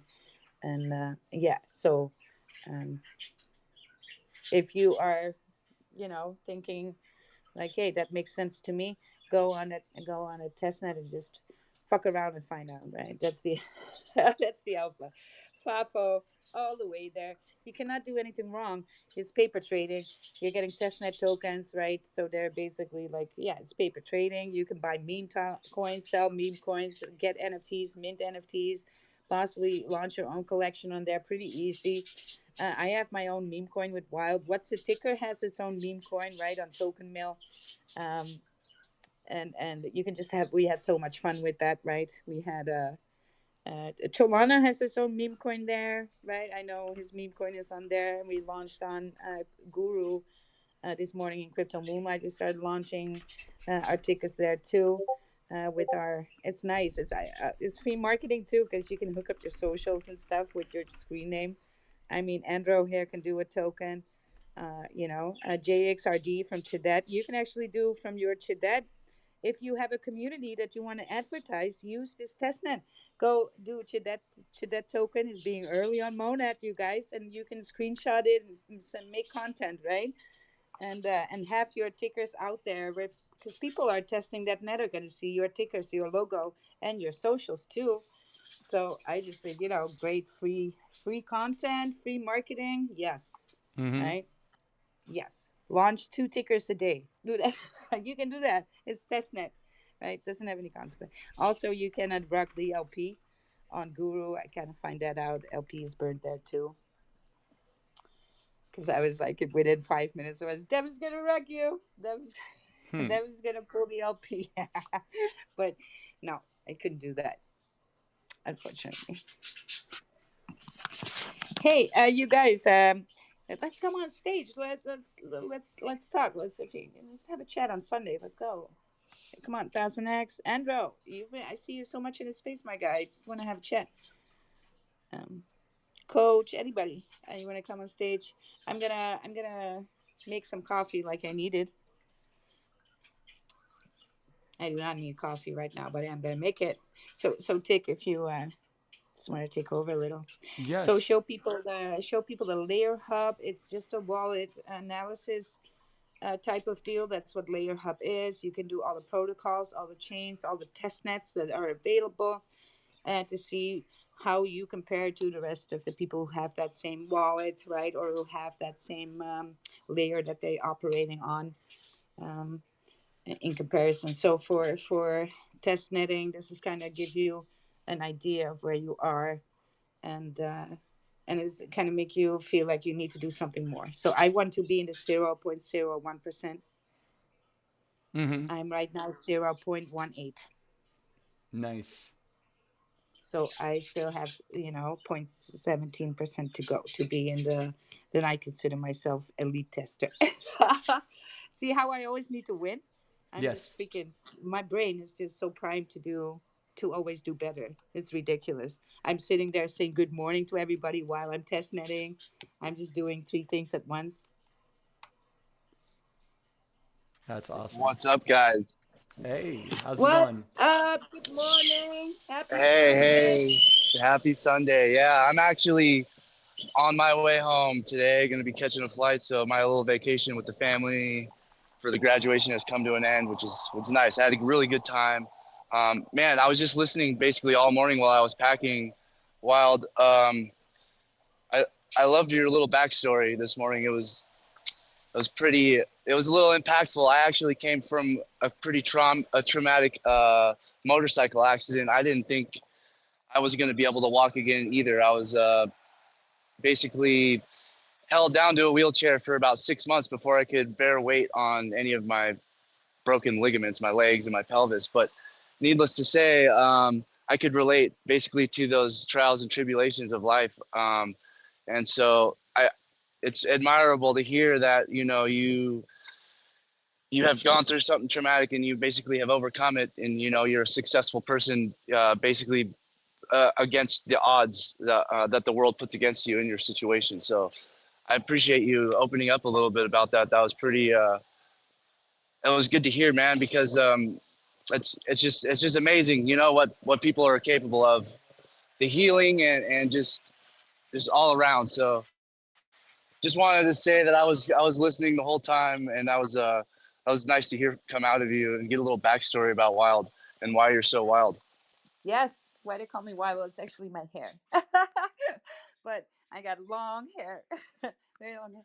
So, but yeah, this is the thing that we have in the Western world, right? We are, when we see numbers and we see the odds against us, it can just knock us out of the field altogether, right?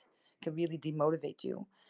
While these dark nights of the soul that are happening sometimes, which are going to happen to all of us at some point in life, right?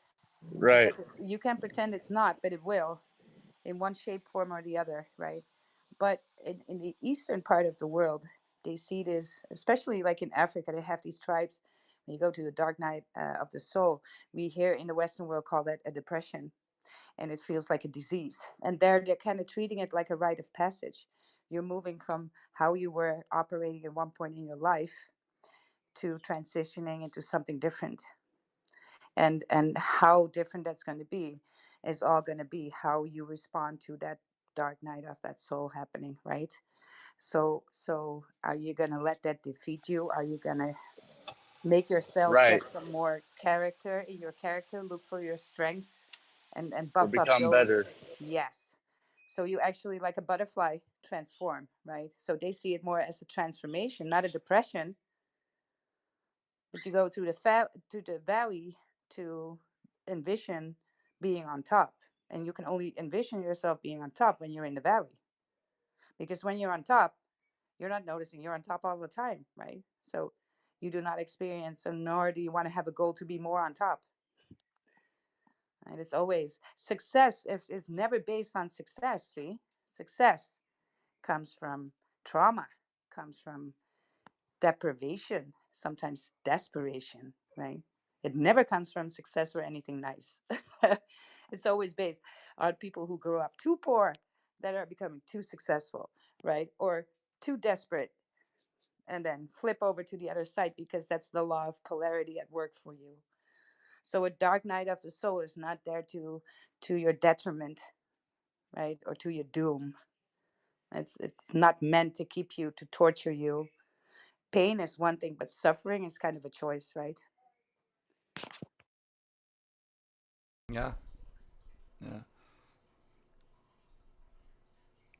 Tick That's a is good like, point. get some coffee, Wilder. Yeah, I Well, am. I'm trying to do a launch, but I don't know which image I should use for my token. I was seeing if I had something that I could You're a use, but cowboy hat, man. yeah, I could do that. Okay, Call cool. it sexy cowboy. Everybody will buy. I was just gonna drop a Tick Web 3 one though. Maybe I should launch something that's different though. That's a good idea. Something that has like Yeah. a theme. Um, let me see. I think I got something. Yeah. I wonder if this. Oh, I was You seeing. gotta, I was trying to see if I don't could overthink that stuff. do an animated GIF as the token. You can do Um, that too, if that's possible, because it's just you're held up to limits there, I think. yeah, I'm not seeing any in my um library like GIFs or MP4s. I think that it's only PNGs and JPEGs. Oh no, there's a GIF right there. Oh, okay, Hey, cool. you can do your little video of your dancing dog. That's Yeah, that's powerful. a GIF. Yeah. Yeah. Yes. Okay, let me see here. So Take us do some sort of line dancing. yeah, I don't. Let me see. So I see this. It's this photo. This is the photo that you sent me. I'm not seeing the animation in my library. I don't know. Um, You go to the TG where I send it yeah. and take it from there. Okay, yeah. Let me go ahead and grab it. Do you still have it? Yeah, I'm sure. Let's see. Because I may have pulled it up on my phone. Okay, here it is. And Well, so hold on. it Look, might be on my I'm phone. gonna pin it. I'm I got pinning it. it I got it right here. for the both of us. Oh, this is a Now it's pinned. this is a video. This is an MP4 though. This one's an MP4, and so Oh, but then you can, but you this can convert this it. this one's a GIF. Here we go. Yeah. Rocket science. Oh, let me see. So Monetization moment. I'm gonna have That's to. it. Oh well, there's a one oh you know what the issue is? It's a maximum 1 MB image that it That's can it. upload. So So, that's why I can't see the GIFs because those are all so you may want over. to reduce it, but you may want to reduce it, right?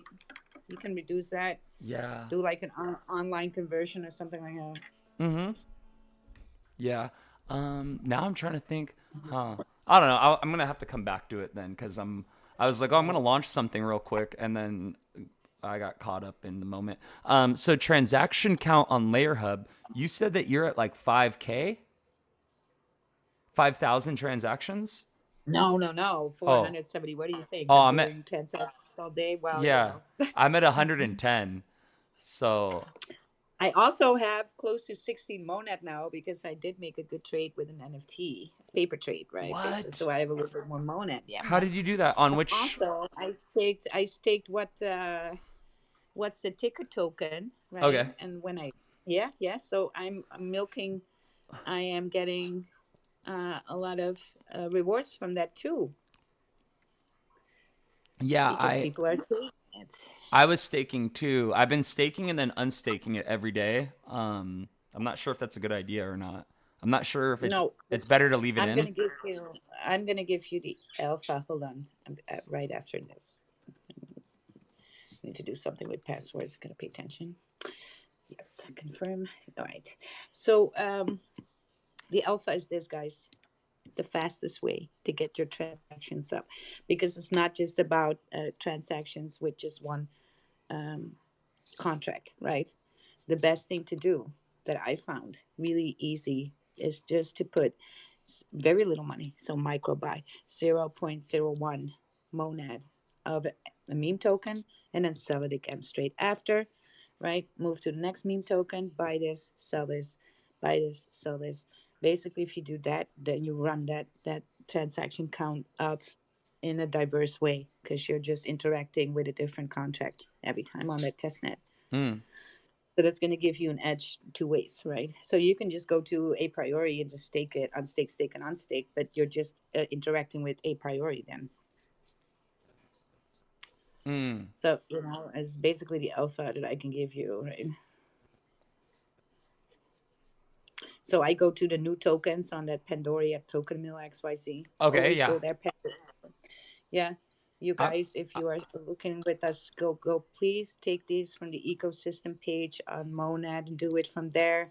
Don't try and search things because there's scam linkies for everything nowadays.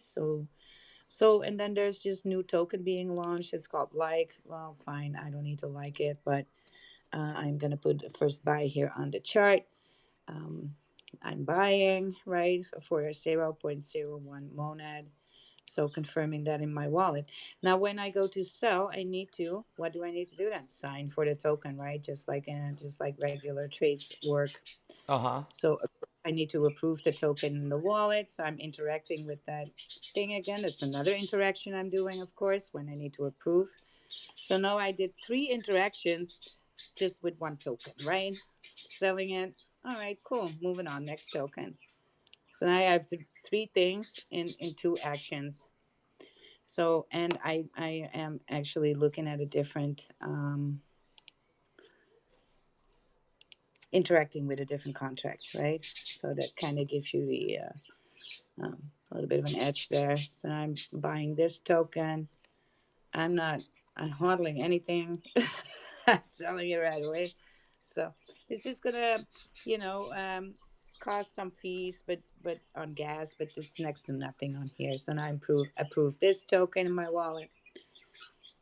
All right, boom, confirm, sell, confirm. No, did another 3. That's basically how you go about it. Huh. Yeah, very simple. So yeah, yeah, I would say that is the alpha. Yeah, I'm over here selling some meow nads that I just bought. So I Yeah. bought some, So then I you yeah. Go ahead. so usually what happens with airdrops is that they do have a portion of the supply reserved for an airdrop. Usually that's like 15%. That is going to be rewarded for the people who test the net right as airdrops. Um, Hmm. and the more you engage, the more you're hooking up your socials. Sometimes you may even want to do a post about it on your socials, right? So to get that recognition a little bit. And I did the same with Sei, and I had no clue how much I was getting rewarded. In the end, it turned out to be $1,300 worth of airdrops that I got. Now Wow. I kind of never did it for the airdrops. I kind of wanted to see what NFTs that were going to be launched at mainnet and some bullish utility on there. And because you get on there so early, then so low market cap for good utility plays on these chains, and the layer itself will do a rally, but there's going to be such, you want to be early there. Being early on Sui was a blessing for me too. I just want to go ahead and do that. So Lamb is in the space. Lamb, I must tell you, I am now within the 500,000 wallets. I am at 0.18%. Yay! Woo! Yeah, yeah, that happened. So what you can do this while you're in the space, right? You can just sit here and buy, like, well, this token is called egg. I'm gonna buy some with very little, right? I'm gonna just buy that egg token, approve egg token. I think that's the best way. Lamb is gonna come up on stage. Look, I'm gonna give him the alpha too. Lamb, good morning, happy Sunday. Good morning. Good Did I morning. hear you right? That was Yes, 0.18? yes. Oh And I my got the gosh. alpha on how to do this. Yeah, I gotta hear it because that's a lot you changed from last night. Yep. Exactly, exactly. So this is what I said. I was like, all right, so we got to figure. I need to interact with as much contracts as possible, right? Networks, contracts, you name it. So just, I mean, it's bullish if you just stake, unstake, or stake little amounts and then unstake, right? Whatever. But you're only interacting with either a priority or that Frost Finance or whatever, right? So this is what I started to do. I went on that token mill because every time you buy a new token, and I just bought with a micro buy 0.01 monad, right? So now you interact not twice but three times because that's the alpha, because you got to approve the token too, right?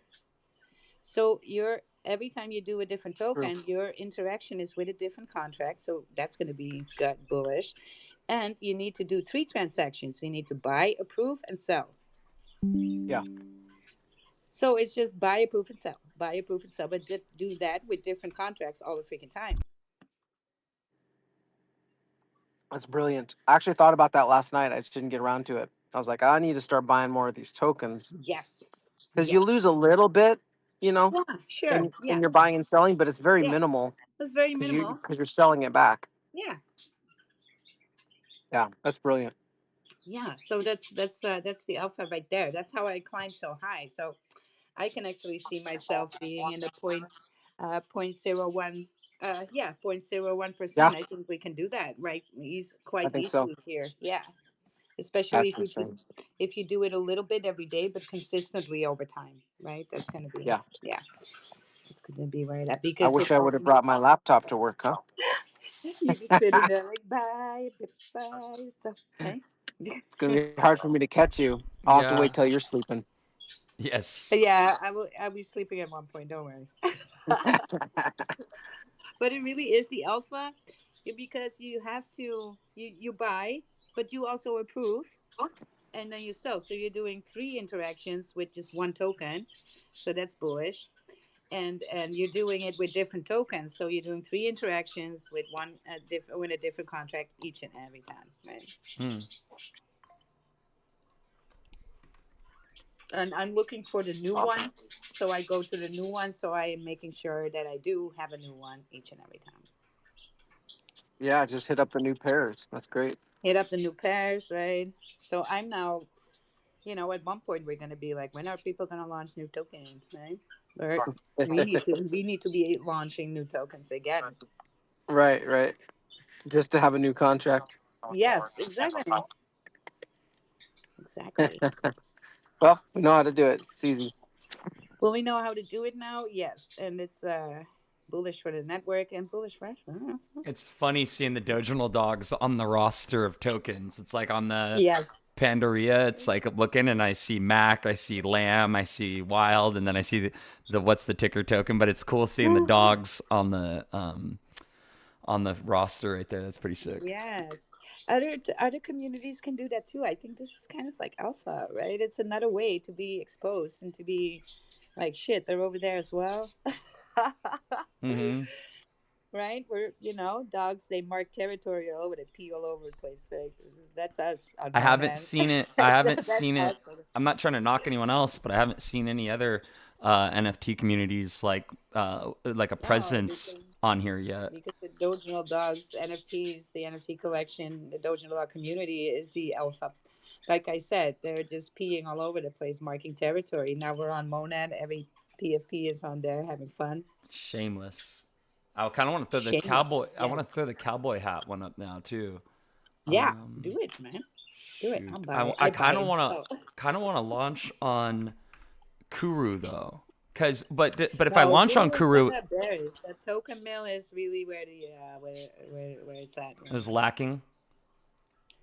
Yeah, well, it's not that here. It actually is a decent amount of things being launched, so you can interact with you know with these different contracts all the time. So it's for me it makes more sense to be on here doing this than on Guru. Mm. So that token mill is a little bit more degen, I guess. It's perverse. No, saying.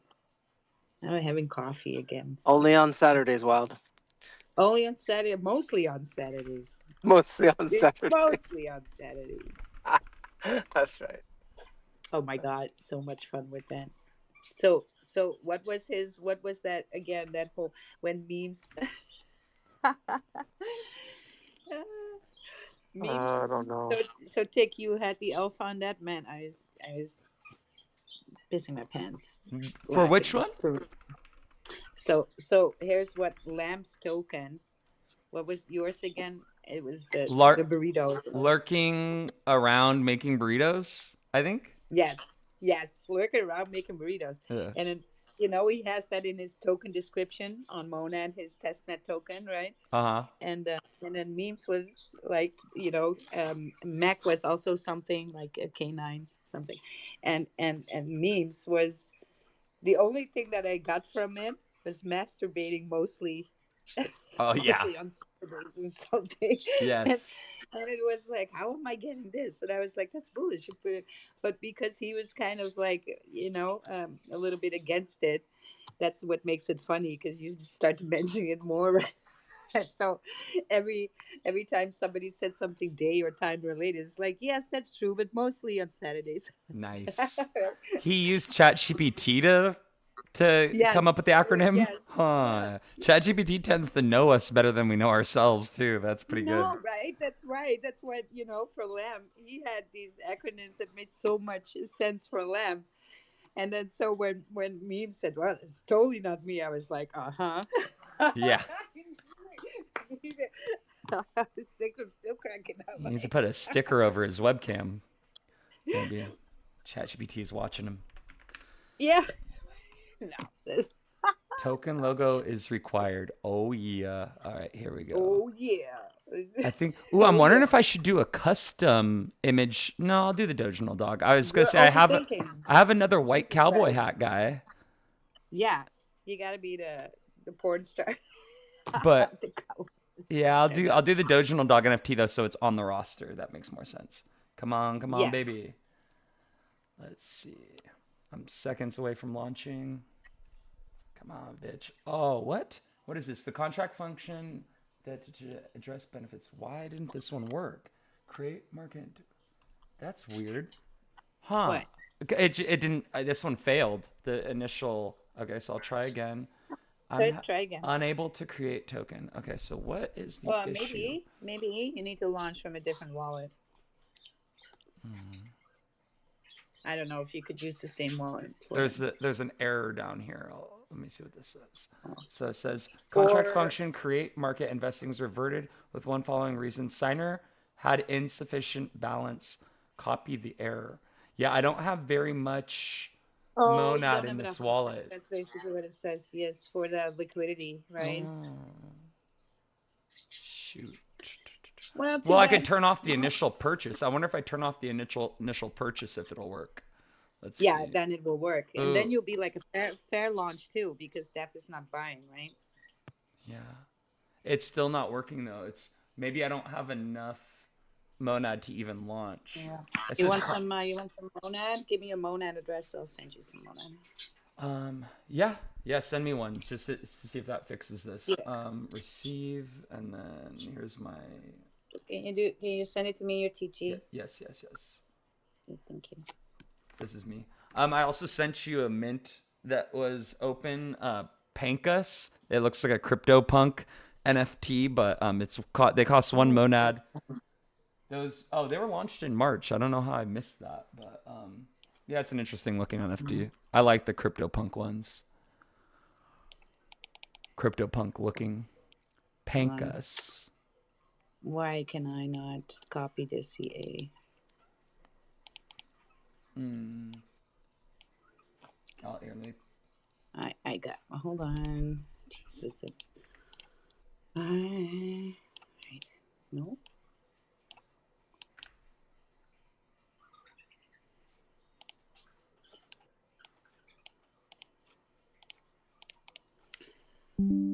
Doesn't allow me to somehow copy that out of the TG. What's wrong?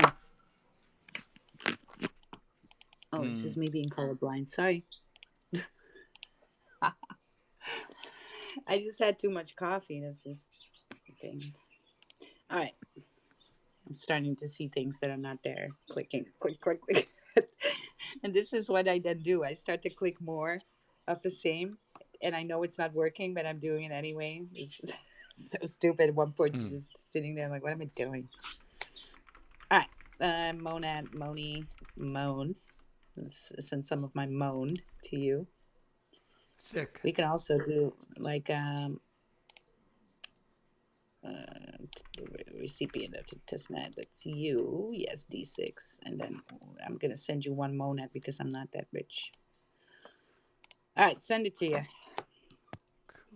Let me see. Did I receive? Oh, this is you're getting some credits for this too, even though sending this is a transaction too. Cool, I got a monad. Yeah. Of course you're going to say that now. Yes, Everybody I'm wants like, look, to keep this monad this wilder. benefits you too. Yes, of course. I wonder if I should try. So this time, thank you. I'll try to I'm gonna see. So create token. I'm gonna do a fair launch this time and see what happens. Hopefully, I don't get sniped. Created. Oh, it looks. Yeah. I don't want to get rugged by my own coin. View token page. Hell yeah. Okay, so it looks like I'm in action. Thank you for the monad. I can send. I only needed. Let me see how much that took. No, keep it, my man. I still have a whole monad. Oh no, just kidding. It cost about It cost about 0.15 monad for that. So I still have 0.8 monad left over. 0.88. Well, good. So. Well, go and do transactions, right? Because you still need some catching up to do. Yes, and yeah. So my token's launched now. The white cowboy hat tick Web3 token. The ticker is hold on. What did I make the ticker? I don't know if I made the ticker tick. Oh, what a dumbass. I'm gonna go to new. Here. I'll share the token. Here we go. No, I find it. I'm seeing it on New Pairs. So I'm gonna trade yours too. Let me see.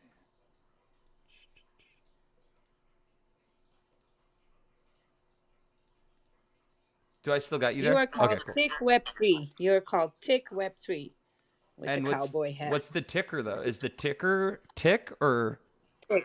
Yeah, but you all forget the dollar sign. That's because you're not used to launching anything. Oh shit! I needed a dollar sign.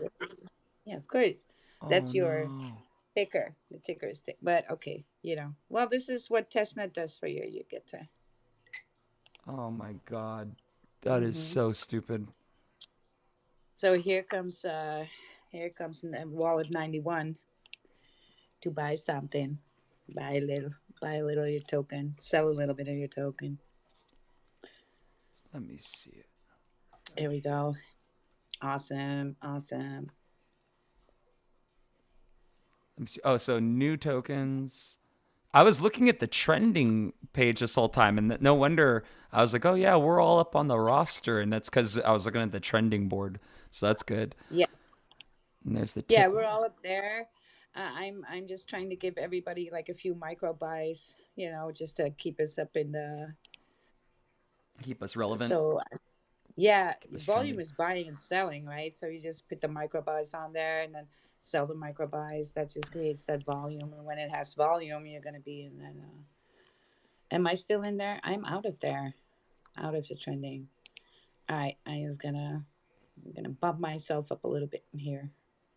Here's take a while. See, everybody forgets the dollar sign. How weird. All right, so I let's didn't know put I some. had to add that. I thought that did it like automatically when you. No, Crap. Yeah, I've only launched a couple coins, and I don't even know if I did that on those ones. Huh. Yeah, I launched Pepe. What was it? Ski Pepe. So Ski Mask Pepe, and then Soul, and the one that was Soul XBT. Really yeah, original. but you can just buy anything, whatever it's called, because it's about these interactions, right? So that you be picky is just costing you time. So let me see. I know why I'm not in there anymore because Def sold. Launch. Because I do have that when my wallet pops up on my own token, it says Def Wallet. Def just Yeah. sold all the supply. Everybody panic sold. Panic sold on me. Hey, Wild. Yeah. What's the URL for the token mill? It's Pandaria dot tokenmill dot XYZ. All right, hang on. I'm gonna have you spell it to me for a second. I'm Yeah. trying this on my phone. All right, Pandoria. You getting bullish? Pandaria. So Pandaria dot token mill double L, right, like mill, dot XYZ slash monad. Yeah, I just let me see. Share post. I just posted on. I'm gonna share it to the space. There we go. And then this is share to space. So the one that I just shared to the space, I put it on the jumbo, is that's Mhm. the actual URL. So pandaria.tokenmill.xyz.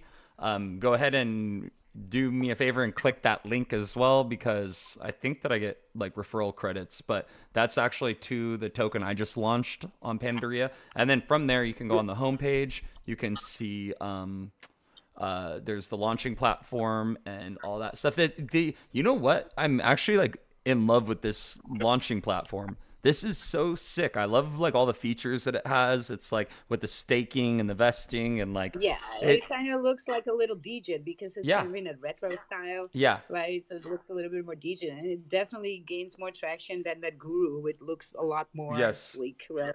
yes. So yeah, yeah, yeah.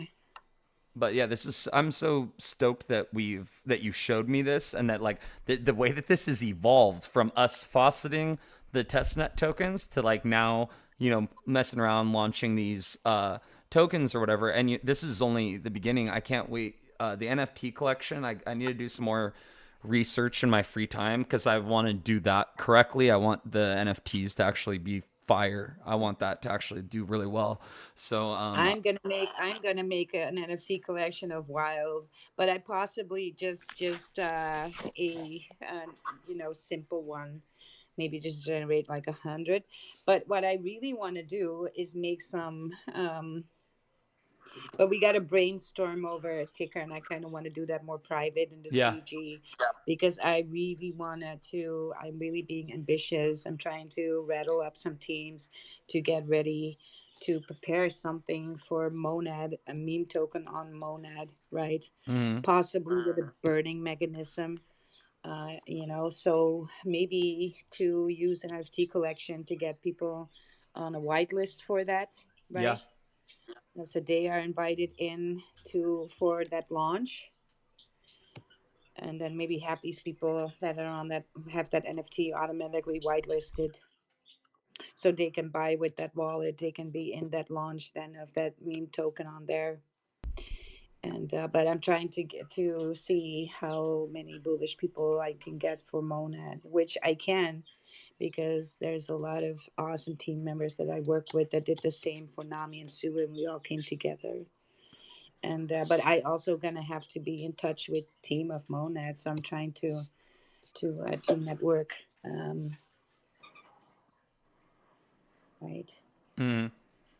Because the Sui team was very open and everything, but also not that open. And it took us half a year to get fucking verified in that slush wallet. It finally happened. But yeah, people got bearish on it because yeah, you fill in. You first you gotta look for that form. Nobody's informing you about nothing, so it takes 3 weeks to get that. Hmm? I think just microphone. What was that? and then and then well, I think just microphone open, Mm. and then just my fat Is that phone me, just died. Wild? What's up, Lab? Oh, sorry, I didn't know my mic was on. My bad. That's what I thought. That's what it sounded like. So we filled in the form for that verification when I finally found it, and then it's just waiting and seeing, right? Waiting and seeing. And you don't know who to talk to actually speed up that process at all. And so half a year later, we finally get verified in that wallet, right? Mm-hmm. So I kind of know that they don't want to verify everything because, yeah, there's a lot of rugs. You're not gonna verify any rugs, right? So maybe there's a time that they give, like, hey, if that token is still alive after all these months, then we're gonna verify it, right? Mm-hmm. And the ones that actually build utility and stuff. But here's my view on things, and I don't know how you guys look at it. This is my philosophy. Something like Suinami, which it was a trending hashtag for Sui when it pumps. Everybody's speaking of Suinami. Even Phantom was. We pumped so hard that second time because Phantom started to mention, yeah, the tsunami is coming, and we were like, yes. We actually meme token on Sui. It's called this, right? So you're kind of riding on that secondary marketing there. Mm-hmm. It's just a bullish sticker. It's the first Shiba Inu on chain, and I just think I like my memes to be just fucking memes. I hate it when people start to ask for utility. Mm-hmm. First of all, if you make the utility too complex, For like Doge and you're Shiba and stuff, like Shiba well, you Inu. kind of lose. You kind of lose your main people because Yeah. people bought it for the fucking meme. They don't understand. Maybe they think you're just doing it for adding a little bit of bullishness, but not really. It's not really utility. See, Mm-hmm. anybody can hook up a credit card to the crypto. You go to Visa, you pay them some, and then you can have your own crypto Visa card. And it's very, you can have like I mean, Amazon reward gift cards. These things are not utility, right? Mm-hmm. So it's kind of like this mirage of utility. And then the community is like, yeah, fuck yeah, bullish. And nobody ever uses that credit card. Hmm. So it's, and sometimes, yeah, of course, the longer ones that are out there for 2 3 years, maybe a game, right, or something like that. But even then, I'm not playing that game. How many people are actually playing the game then, right? So Mm. it's a lot of money spent, and it's like at one point, it's just like, hey, this is a meme. I bought it for the fucking meme. I think the ticker is lovely. I like it. Yeah. It's like 1000x. separation of What? church and state. It's like, well, Yes, that's an right. American thing, Yeah. but yeah, it's like let AI XBT and AI 16Z, which is, well, that's actually a DAO, but let Yeah. these utility tokens and projects be that exactly Yeah, that, they're not and trying to be a fucking meme. See yeah, what I'm trying to get at? Right? The yeah, utility is not trying to be. Sometimes they're trying to be a meme. It's not working. And sometimes for the memes, when they go into that area of not funny utility, yeah. AI but XBT can't be a meme. Like no matter how hard no, that No. would try to. It doesn't have the mimetic like qualities that make it like in pop culture. It could be like a little meme that's very niche for like maybe like 500 people that like are Yeah. into that. You know what I mean? But most Yeah. people would Yeah. not find it No. funny that will use it for utility. I think. No. I don't know. That's just a Sui speculation. is a layer one blockchain. It's not a freaking meme token. Yes, If Sui exactly. tries to be a meme, And it does it's not going to sometimes. work. It does. Yeah. Sometimes you see it like try, and it's so cringy every time. You're like, It's just cringe. focus But on being I yeah. find it just as cringe as meme tokens trying to be something that they're fucking not. I You're hear not a that utility exactly. Yeah, token, yeah, yeah. I right? hear that. Stop doing this. Yes, right? Yeah. And not and these are meme people. They're not even going to use the utility. You're just going to pay for it, have it there, Mm, and you're going to go all the way out to get that credit card for crypto. And how many people are going to use that out of the community? 10. yeah. But you had to pay 10K to get that done. Yeah. So what you're doing is catering to people who are like, yes, must have utility. Yes. No, fuck off.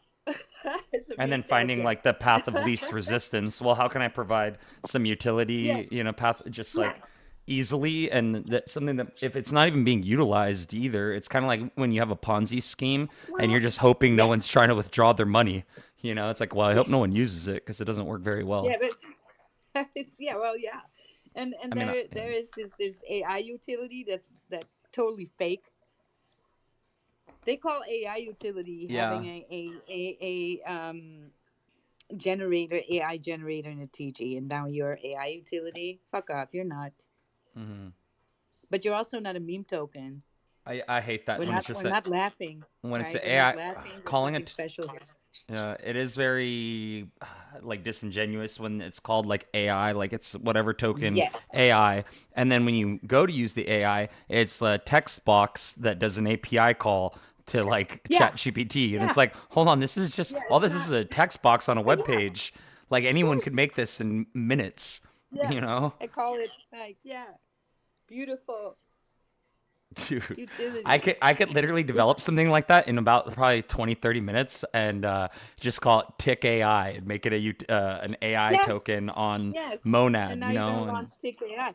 I But mean, I already have an AI what? agent actually that already exists. The one that like it built, it does three different AI API calls and then formulates a response, and so it fetches data using CoinGecko, Gemini, and I forget what Yes. the other. I think Grok. I think I implemented Grok API into it as well, and so it fetches live data and then formulates a response based on analyzing that data, and like that's even Yeah. more advanced than a lot of shit that I see come up. And that's something that I made, like just messing around with the software in less than 30 minutes. Well, actually, Well, maybe more than that. I But kind of now laid some of the groundwork. So this is going to take 4 to 6 months of work. This is not no yeah, joke, right? yeah. So I want to make that wallet like C Wallet has, but then for Sui, to when people have that wallet, you can actually reward people straight up on X, Mm. social media, in TGs, Mm-hmm. right?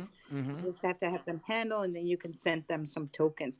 I think this is bullish for engagement in the TG to keep Mm-hmm. it active there because you can make it rain, right? You can make Yes. it rain tokens Yes. for people.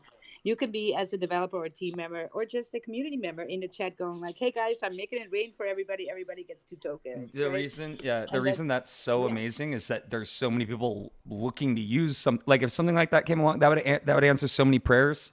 Yeah, Everybody will go that's you're ahead and use solving a that. Yeah. problem. Like that's how invention works. Is that Yes, you're asking, engagement. what do I need to Yeah.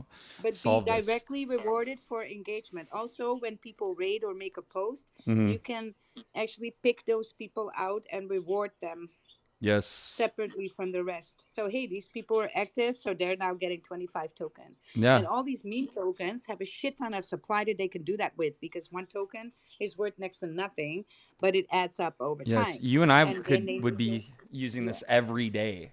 I literally, Oh, yeah. if we could fire off Yeah. like what's the ticker tokens? Oh yeah, like Yeah. someone shares Yeah. some bullish tickers and you'll get airdropped 100,000 tokens or something. Yes.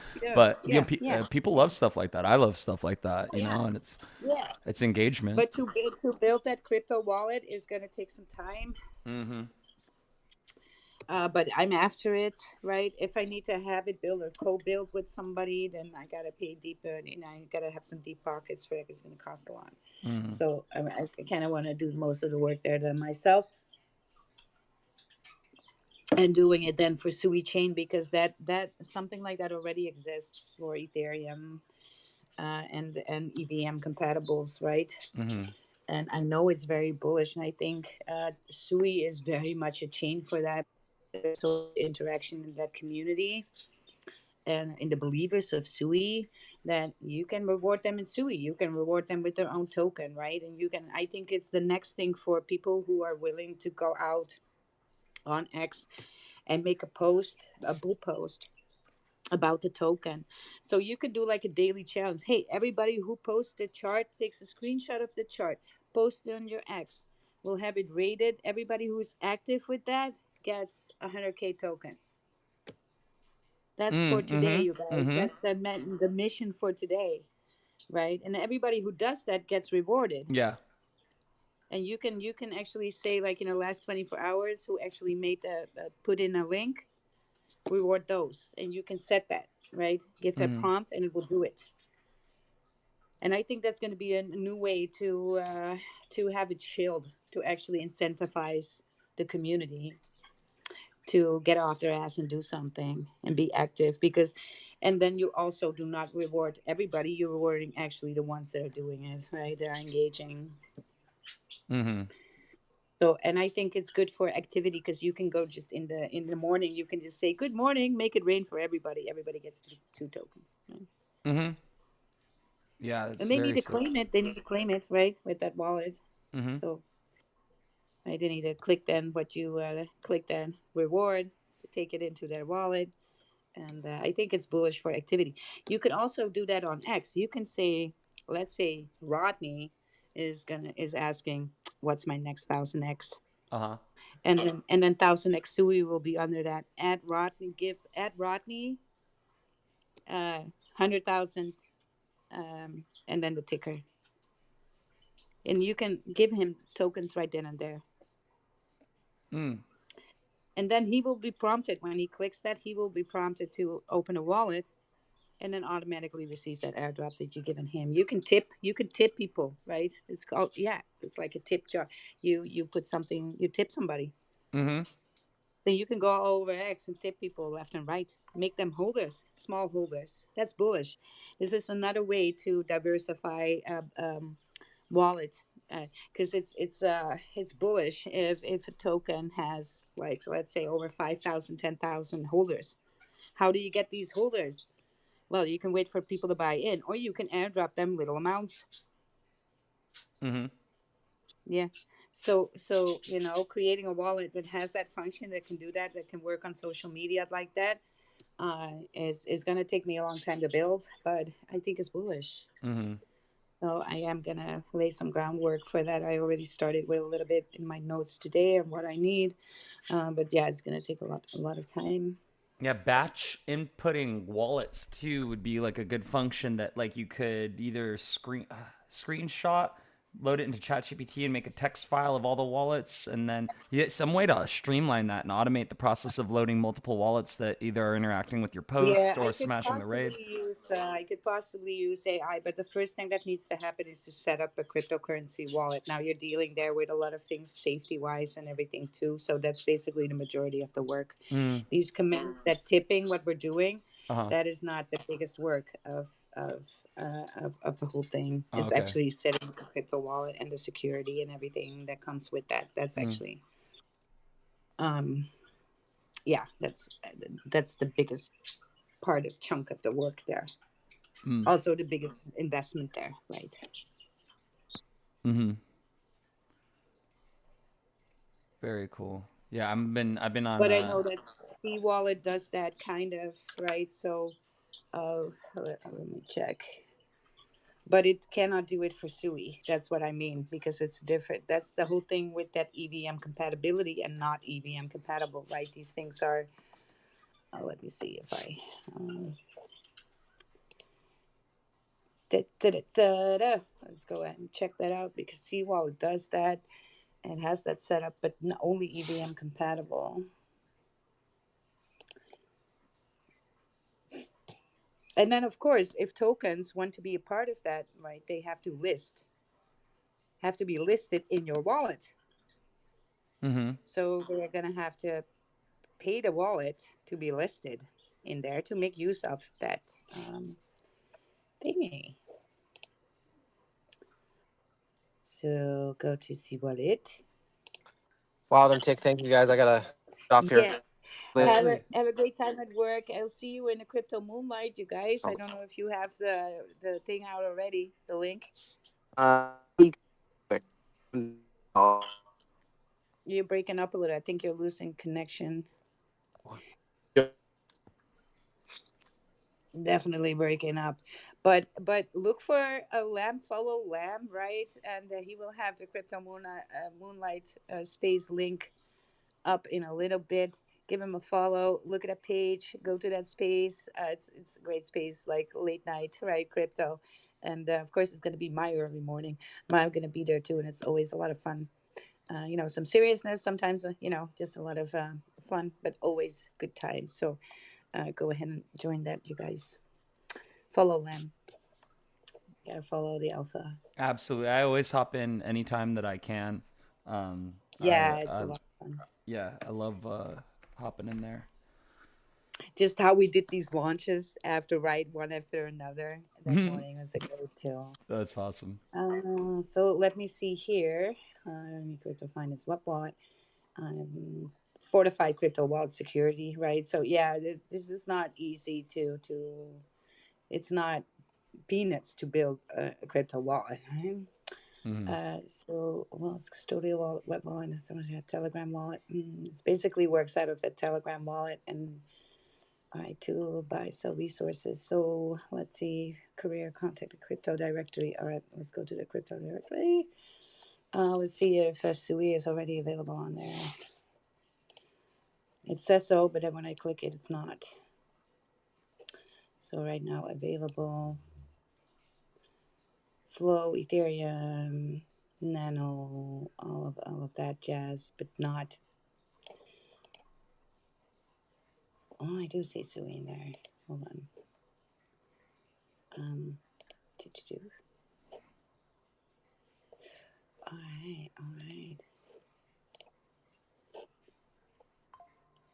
Join Damn, idea. Let's Lamb's see got this. 211 buys on his token. Holy Yes. hell. Popular guy.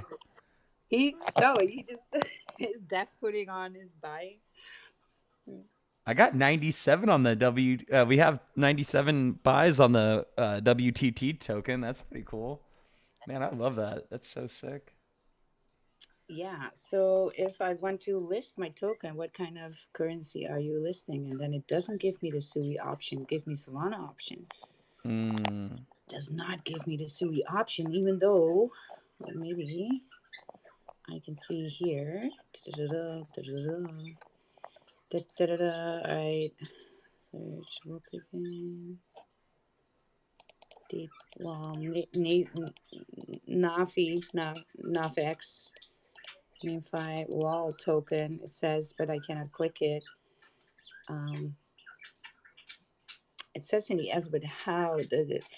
Can't find your token. List your token. What currency are you listing? Avalanche, Solana, Polygon, ERC20, TRC20. That's TRX. BAP20, that's base chain, BNB, Polygon, Solana AVAX, Arbitrum, Optimism, Kronos, One Base, Kaya, Ton, Linnea, Public Chain.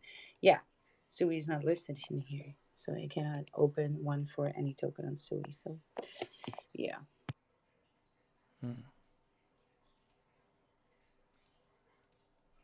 So, yeah, stuff with that. All right, you guys. All right. What are you thinking? What are we thinking? I was on Monvision looking at my NFT collection. This Monvision is a really sick way to kind of like look through your wallet and everything. You are really hooked on these NFTs, and oh, that's a lot of fun. It's not because of the lack of transactions, basically, and they costing a little bit much to do that one transaction, right? If you really want to be bullish for that airdrop, you got to be geared to do as much transactions as possible, and then do Yeah. some fun um, some fun NFTs. Well, what I was doing was I was unstaking everything, all the tokens I had bought and staked and everything. I was pulling all my Mhm. monad out because I had kind of scattered it on a bunch of different Yeah, things. And so I went yeah, yeah. through, I had three monads stashed in one token, and I was like, oh, cool. So I swapped that back into monads. So I had three more to play with. And then I did a bunch of trades on Pandaria.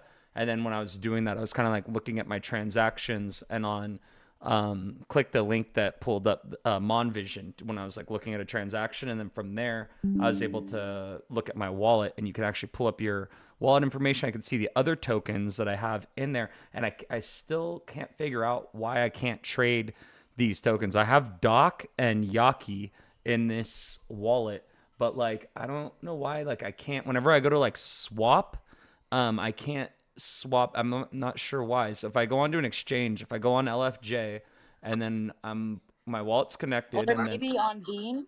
You can go to Bean. okay, let me see. I can't remember Bean Monad. I can't remember the name of Now go. Please Bean. don't do that. Please go to the regular Monad place. Look on the ecosystem and then Okay, Bean. okay. Let me see.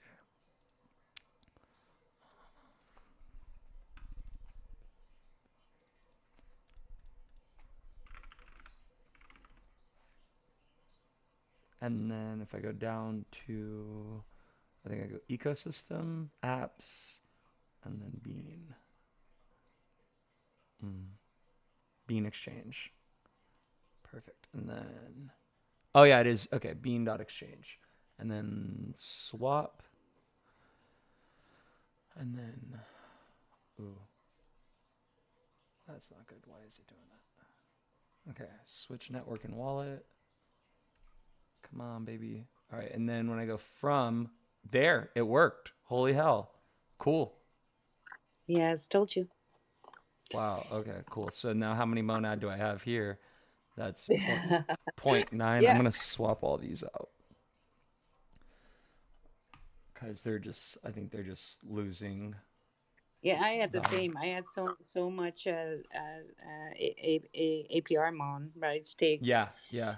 The, and I actually got decent rewards. I'm still getting decent rewards from what's a ticker token as well, right? Nice. Because I staked all that too. So I'm actually raking in some rewards, and I can I do like a little bit of more of transactions again. Uh huh. And so for me, it's going to be a sport to be in the 0.01. I kind of want to be in the first. I kind of have a goal that I want to be in the actually in the 10,000, the first 10,000 wallets. Mm-hmm. Maybe I receive a hefty airdrop. Just a challenge, right? Yeah. Hell yeah. So when I good morning back all my good morning people, I'm gonna line it up with that because I don't have time otherwise. So I'm gonna just when reply my good mornings, I can be which today I failed to get back to everybody, but it's Sunday, you guys. I can't do that every day. Uh, um, So when I do my good mornings, every time I see good morning to somebody, I reply on my good morning post, I'll go ahead and do a transaction as well at the same time. So I do the thing on my phone and then I do on the laptop. I'll just go ahead and click that and on. I can even hook my Mac up and do it and do like two. So I can really multitask this to because I want to challenge myself to be in that first 10,000 wallets, right? Mm-hmm. See what that does for airdrops. Very nice. Yeah, I Yeah, you just guys, because I've been there before, right? And now when I saw that airdrop on Sei, I wished I did fucking more. I was like, Jesus, yeah. I really hefty rewards. On Sui, I got a little bit less, but there was less to test there because the move language, right? So there was like less testing going on. But these D apps on there are lots, right? There's lots, and there's lots of things going on. Lots of NFTs straight for out of the gate, right? Mm-hmm. Lots of token launches straight out of the gate, and that's what I love about these EVM compatible chains is that there's no reason to reinvent the wheel. We don't need to learn something else. We can just everything is coded the way it's coded, and everybody knows how to use that code. If you're a builder, right? If you do not know, then there's these launch pads that are already created on there, right? And I bet you that token mail is going to be maybe revamped into a different name, but something like that is going to launch on there too. These things are going to happen on there, right? So it's bullish that you are there early, Mhm. early in the morning. Yeah, I'm missing a crypto country song. Let's make one. What should we make it about? Let's meet. Let me cook up some lyrics. Hmm. Da, da, da, da. Yeah, let's go ahead and do that. On Bean Exchange, which wallet do you connect? Um, Fanta. you do? Oh God. Why did I use Coin? I initially used Coinbase, Yeah. and it's like burned me so. It just sucks. Like I hate connecting Coinbase wallet every time. I don't know why. It's just so annoying. Uh, It just doesn't well, you're work the same. manifesting it. See how this So, works? but I have. Okay, so with my Phantom wallet, I like don't want to. Oh my God. I'm just gonna yeah. Bean Exchange doesn't allow it doesn't have Coinbase wallet as an option when you go to connect your wallet for whatever reason. So Yeah. that's kind of annoying. I don't know why some of Yeah. them do and some of them don't. Savage. Yeah. It's I hate that. I don't get it. It's probably because the company needs to have like a certain criteria in order to for Coinbase to support them or something. You think it Yeah. has something to do with that? But yeah, you get Bean points if you use Backpack or OKX wallet, which I have OKX wallet, but I Nah. guess I could just configure it. Don't. Well, what's also bullish is that Monad testnet is also in the backpack, right? The backpack is kind of like a deal there too. So, if you know, you know. Yeah, I haven't used Backpack. Yeah. I don't think I have. No, me neither. But a lot of people apparently do, and so Yeah, it's I see it everywhere. yeah. Mm. Well, yeah, I just accumulated some, well, unstaked some more monad. So I think I got another 3 monad. Hell yeah. So back to the charts on Pandaria. And then let me see, what can I buy? I want to find something that's down. Yeah, all my charts are up. Go figure. Yeah. Let me see. So Yeah. WTT, what's the ticker? That one's up right now too. Someone needs to sell, yo. Come on. All right. Well, I You want me to guess sell? I'll unstake no. and sell. I'm gonna buy. Your I'll chart create the is up biggest too. dip. I Your know. ch- I've been putting microbids. I'm gonna. Okay, I'll buy some wild. That's sold. That is now buying back. It would be sick if it had those the markings on the chart like Raiden X does for dev bot for all your buys and all your sells, because Yeah, seeing the chart riddled with those. yeah, you do. Yeah. Yeah, of course. The buys when I see that, like, if the chart falls and I keep buying dips, but I buy like good ones, and then I look back at the chart and I can see that there's like a fat dip with a bunch of B's right there. I'm like, okay, cool, I did good. That always looks awesome to me. That's super gratifying. Let's see. So I'll buy some Chalana. Chalana's down, dude. It looks like I can grab a bag right here. There we go. Nice. Let's see what that did to the chart. The price impact is so sick to see on any chart on Monad, because it's like the smallest buy like moons the chart. There we go. Yeah, let's get some Cholana. Yeah. Let me see. Cholana. He's coming on stage. Oh, hell Good yeah. morning.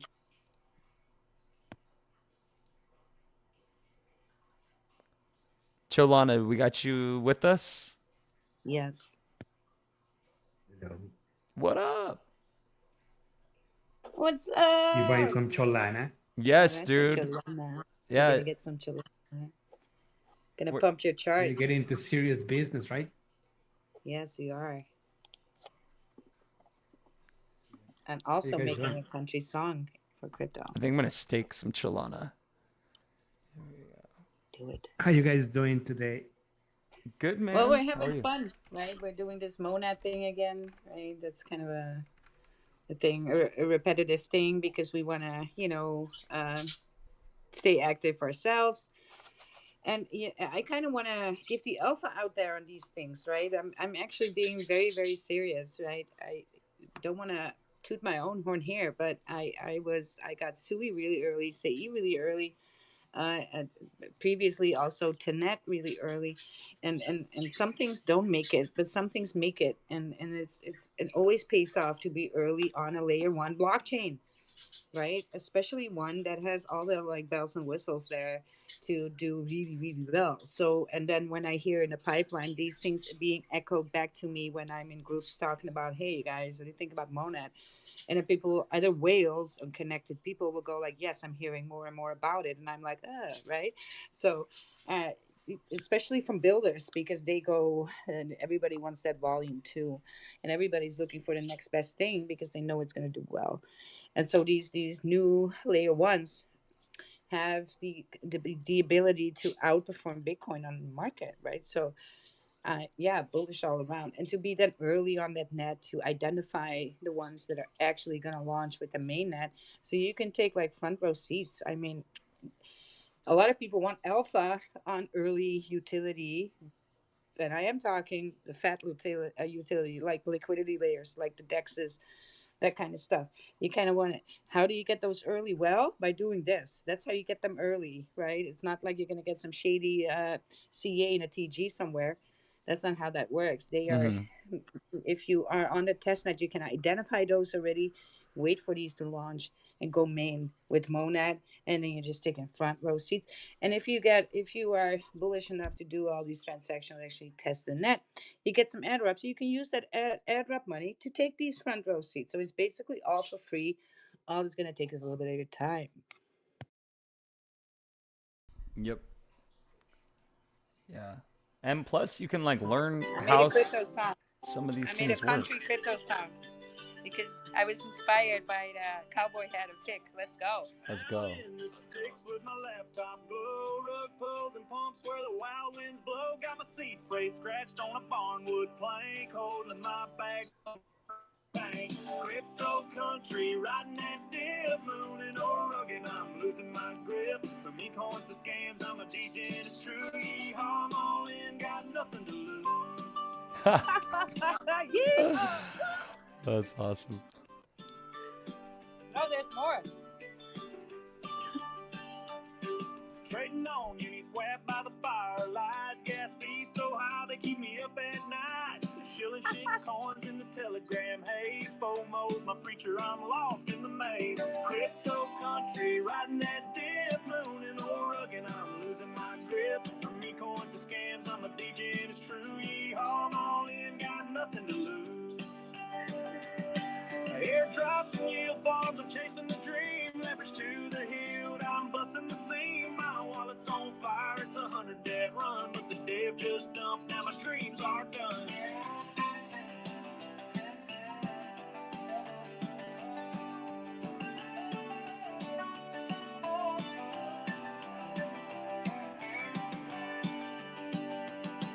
Cold storage in the hayloft, praying for rain. Bull runs coming, gonna ease my pain. I'm a DJ and cowboy, no stable coin heart. Wrecked in the saddle, but I'll never part. Crypto country, riding that dip, mooning or rugged, I'm losing my grip. From me coins to scams, I'm a DJ and it's true. Yeehaw, I'm all in, got nothing to lose. So pour me some whiskey, let the blockchain sing. I'm a crypto DJ, let the hood bells ring. In this Wild West market, I'll stake my last dime. Crypto country, living till the end of time. Yeehaw. That's awesome.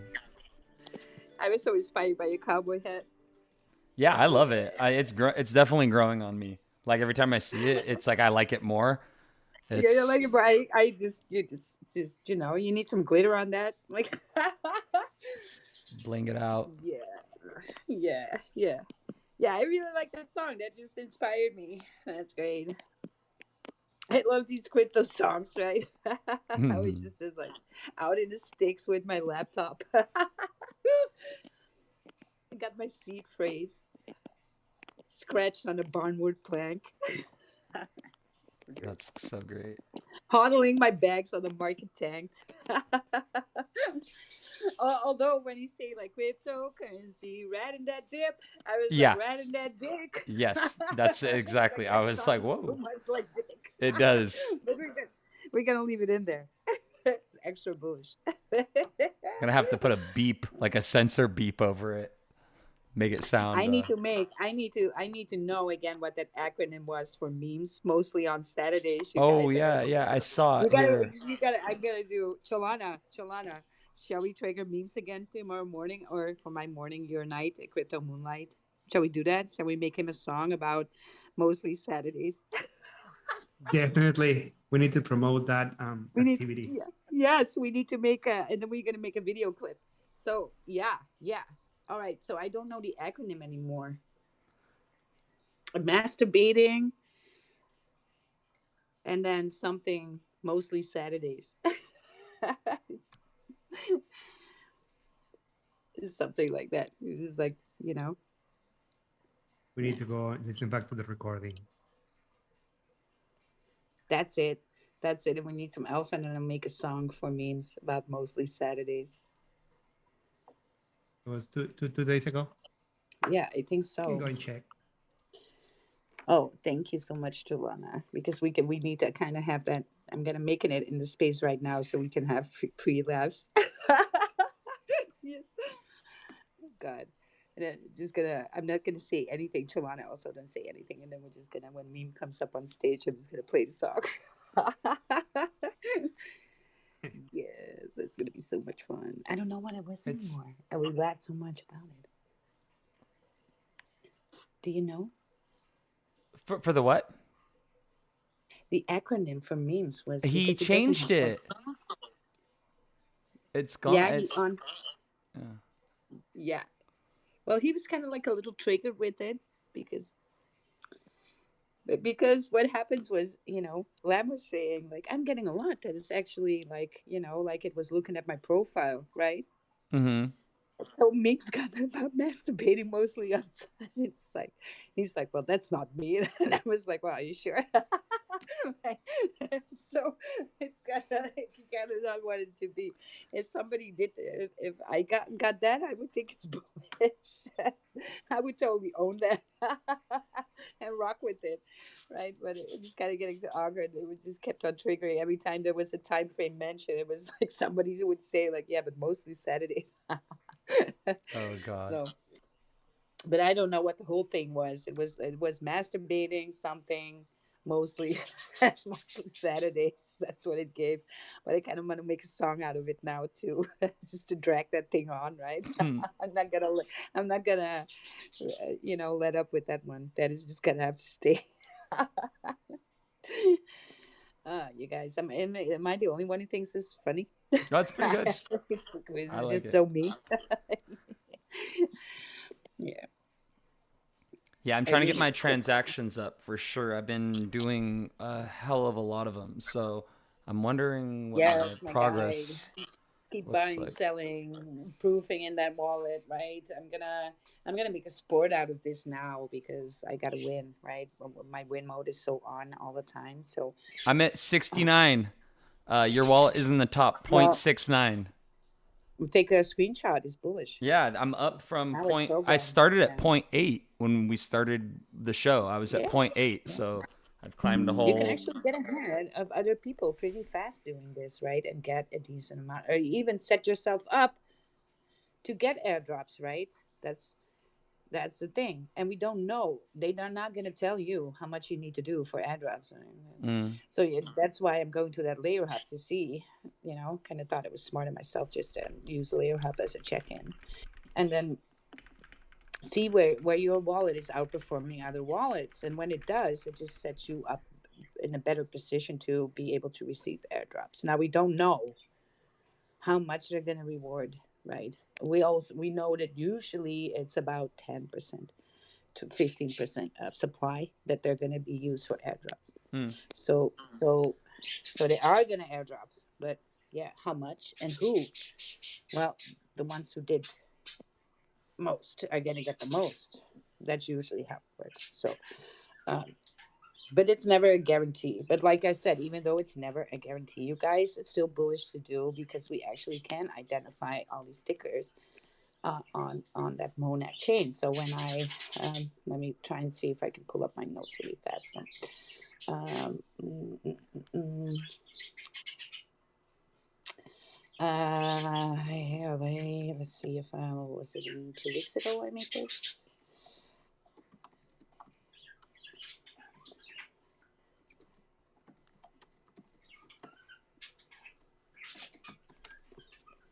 Let's see if I can pull up these. I kind of, I'm kind of off of work mode today, so. Da, da, da, da. So okay, so I'm gonna give you on these early things on Monad, right? So things that are gonna launch on that ecosystem that are absolutely set to go live with Mon. Uh, I call it Mon, but it's Monad. The ticker is going to be Mon, ticker Mon. That's the layer one. That's the blockchain that these things are then going to be built on. So the first one to mention is actually Kintsu, KINTSU. What is this? It's a liquid staking protocol, right? So it's going to be a native liquid staking protocol addressing liquidity issues in traditional proof of stake staking. It allows users to stake assets while maintaining flexibility to use them elsewhere. Inspired by the Japanese art of kintsugi, repairing broken pottery. Kintsu raised 4 million in funding led by Castle Island Ventures. So they are having some backing, right? The mainnet status, Kinsu is actively engaging users through its galactic mission on the testnet, suggesting readiness for mainnet deployment. So, yes, Kinsu is in all likelihood going to launch together with Monad for the main, right? It's going to launch on their blockchain. So, this is going to be an early utility token. So, we can identify those, right? So, then we have Kissy, KIZZY. So it's a social media guessing application. So Casey is a centralized app for predicting social media events, YouTube videos, views, Twitter followers, and using transparent liquidity pool and dynamic odd mechanisms. It's offer lower fees and faster transactions compared to traditional platforms. So the mainnet status would be built natively for Monad because he is active on the testnet and expected to launch on the mainnet, right? So also there we have Dyson Finance decentralized exchange. So a DEX designed for retail investors to provide liquidity seamlessly. Dyson Finance is one of the early projects collaborating with Monad. So that is one to watch for as well. So then we have some NFT projects that are going to launch together on the mainnet. They're going to be the first NFTs there. So if you're looking for NFTs, it's the Monadians, a futuristic PFP NFT project led by Monad community members. Monadians is under development with a focus on collectibles. The project is preparing for mainnet with its website still on construction, but an active community engagement there. Then we have the Spiking Nets. It's also the NFT projects, early NFT projects built by community members. Spiking Nets is a pre-release stage with whitelist distribution via community interaction. So, it's expected to be minted out on mainnet, but I guess these spiking nets can also now be minted on the testnet, which will put you on the whitelist for when they go main. So there is some alpha there too. Um, Where do you mint those? Well, later on, they become mintable on possibly that Magic Eden, right? Has that pad, Mm-hmm. but there's also their own, and I kind of found that one. We got to talk about it at a different time. So hold on, give me a moment. I'm getting a call on a different phone.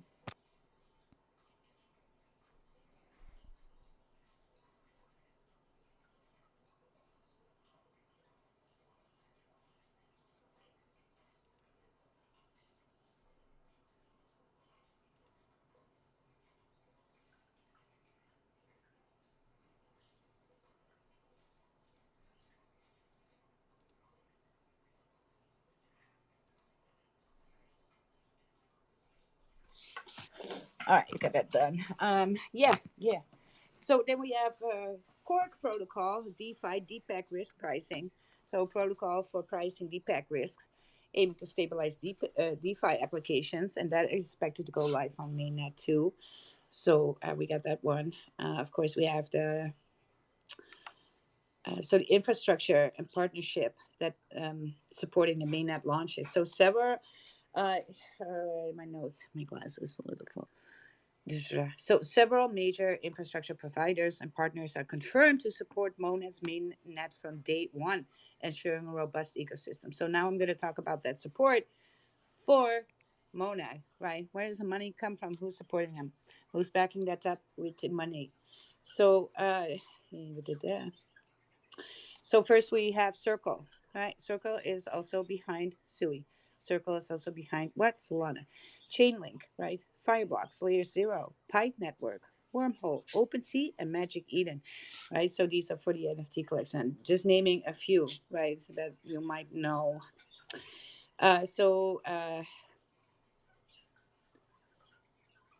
There's no confirmed date that I can tell. The testnet has 99 validators across 19 countries and supports a zero point 0.5 second block times with a plan to scale to 100 and 150 validators by the mainnet. So, yeah, let's see if I have other notes. So, let's talk a little bit about the potential airdrop with the testnet. Doing that Kinsu, doing the Monad Pad, Purple Fans, right? Getting on a wide list, doing these interactions. Um, it remains like a speculation, but it is, you know, believed largely that that increase your eligibility. Mm-hmm. So that's why we're doing that, right? Mm-hmm. So yeah, that's basically a little bit of my notes. If I gotta read you the whole thing, it's gonna sound like a freaking Bible because that's how I write things down. Mm-hmm. Uh, so yeah, there is a lot more in that venture capital too. Coinbase is in there too, right? But it's these names. Do you know them? They are supporting Monad. So when I see that, I get a little bit more bullish. They also managed to raise a 284 million for the project, right? Which is bullish. I guess Sui was raking in close to 400 million for theirs at the Mm-hmm. time. Or no, also about 300 and 100 million later on when they launched already. And so they had a few good backings too, so bullish on that side of things. But yes, there will be new layers coming out, and one will be more bullish than the other, right? Obviously. So yeah, that's why we're doing that. So absolutely, there's no guarantee here. But if this is going and bullish, you're in it early. So yeah, you're just it's risky. You might do all this test netting for nothing, Mm-hmm.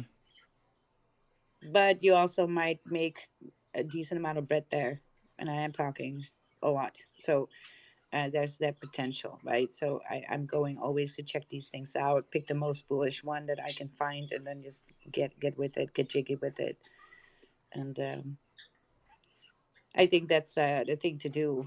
Um, New layer ones are always bullish in that way, even if they are perceived not to be. Like CE is very fast, right? It's also that rebuild of Ethereum also does that parallel scaling, works a little different than Monad, mainly because of that proof of stake, the validators. There's some difference in there too, but right, it did do a rally from like what, from next to nothing to 88 cents. So for a lot of people, that was like a 10x, Mm-hmm. right? So that is still not bad for layer one. So that's just because you're there early, right? And of course, if there are going to be airdrops, there's going to be this big rally initially, and then there's going to be these airdrops being sold off, and then you're going to get a little bit of retracement. And then, what I usually do is buy that floor because they will do another rally soon after, right? Because a cheap layer one blockchain is always going to be interesting for investors, for the more degen and risk takers. Mm-hmm. Investors. beginners, right? Like me, who's coming and seeing, I want my portfolio to be a little bit exposed to high risk, high reward thing. And that is going to be then it. While still not DJing into a meme token, right? It's still um, better odds, way better odds with your, uh, yeah. I cannot say that a layer one cannot be rugged. They can, right? We saw that in the past before. Hello, Mm. Terra Luna. And Mm-hmm. usually, of course, no. That's a black swan event if that happens in Right. with a block.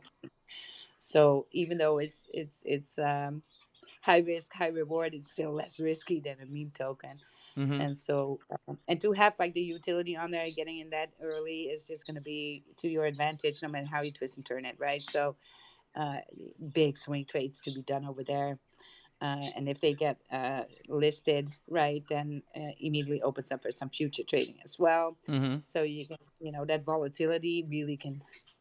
I mean, I opened that long on Sui when it was like 40 cent. I opened it long, rode that all the way to $5.10, even though it shot up to $5.30 or something. I took my profits at 5 cents, and I did insane. I did like 80 at 100% on that trade. Mm. So right, it was insane. So and just a little, and even I could have done 100x leverage, but I just chose to do like 10 or 20. Mm-hmm. And I totally kind of forgot that I had that long. That's why I didn't close it sooner. And then I still was like, oh my god, I still have my long out on Sui. My long is going very long. Bam. Yeah. So you want to, there's and I did the same with say and stuff, and really boosted my portfolio into like sky high. I really made a lot of bread on there. And so I'm eyeballing this monad and I'm getting bullish, right? And man, it is saving you so much when you get familiar with the chain. Mm-hmm. That just gives you an edge to other people who are then going to be quote unquote late to the party, even though you were the extra early bird. They're early too, right? But you already know your way around. Just get on a test net, get to know the projects, get to know that. Go to that Kinsu, go to Atlantis. Atlantis is going to be their DEX, by the way. And if you mint Mm-hmm. their NFT, you be eligible for Atlantis airdrops as well if you're holding these NFTs there. So these are the trading card NFTs. Very, very easy to mint them. You need I to wouldn't do say 20 easy. transactions. 20 transactions does take a couple minutes. Yeah. Well, it's for free. This takes Mm-hmm. all it ever would take on that Monad ecosystem is your time. Yeah. and It's a and, great point. and I know time is money, but Mm-hmm. it could be worth it just investing a little bit of your time, I know. and you're going to be more intuitive with the chain because you moved on there already. So for you, it's not a challenge to, like, let's say you never heard about Sei and somebody suddenly say, "Hey, Sei is so bullish, let's get it." It's like a new lane one, right? Mm-hmm. And it's already on a mainnet. And you're just thinking, yes, what wallet, right? What's on there? I don't know anything about it, Yeah. right? So that's going to be in your brain, and you're going to have a delayed reaction. Right. Yeah.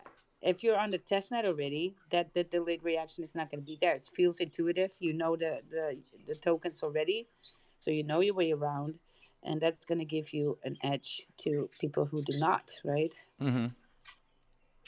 So you can actually take that front row seat. I love that about this. Yeah, even the last So couple months we've been testing all this stuff. It's like think about we've learned so much about the ecosystem, the different yeah, the dexes, the ways to swap, the ways to stake, the ways to earn, the way is to make basically maximize your potential profit once mainnet goes live, and all these like skills that we've sharpened. We wouldn't have been able to do it without this, and this is very yes, advantageous right. to our position. Absolutely. Yes. First, we were like, okay, what are we going to mint? What's bullish? You're kind of minting everything. And then when you get into that minting, it's kind of like you're starting to detect the ones that are going main or the ones that are going to put you on a whitelist for stuff that goes main. So you get to learn to identify those, right? So it's kind of like this getting to know that can really give you an edge when it goes main, right? Mm-hmm. Because you're going to be on a whitelist and you're going to take these positions very early. So yeah, of course, you're getting familiar with the D apps as well, and use those, right? And again, the more you practice that on these sites, yeah, the more intuitive it will be for you, it will be no big deal. Mm-hmm. Right? And then so you can front run a lot of people just with doing that testing. Exactly. Yeah. So I don't need to be telling you all this, but I like for everybody to eat and have opportunity. I was kind of like screaming in the desert when it came to Sui as well for like freaking good year and a half to 2 years almost. Yeah. It's Right? crazy how that I was works. saying, How yeah, people man, don't want to I pay was saying to attention stuff. till it No, will but now cost them they a lot of act like money. they, yeah, now they act like I was in their spaces talking about Sui. I was on a weekly space, like a crypto space, and I was always talking about Sui. Watch that happen on Sui, you guys. I think it's going to be bullish because of this, and this. Every Sunday, I would be on repeat.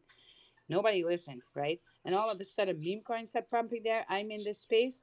And they, when all the alpha that I gave them, they started to echo that back to me. Like, wow, did you notice? Yes, you noticed because I told you this weekly.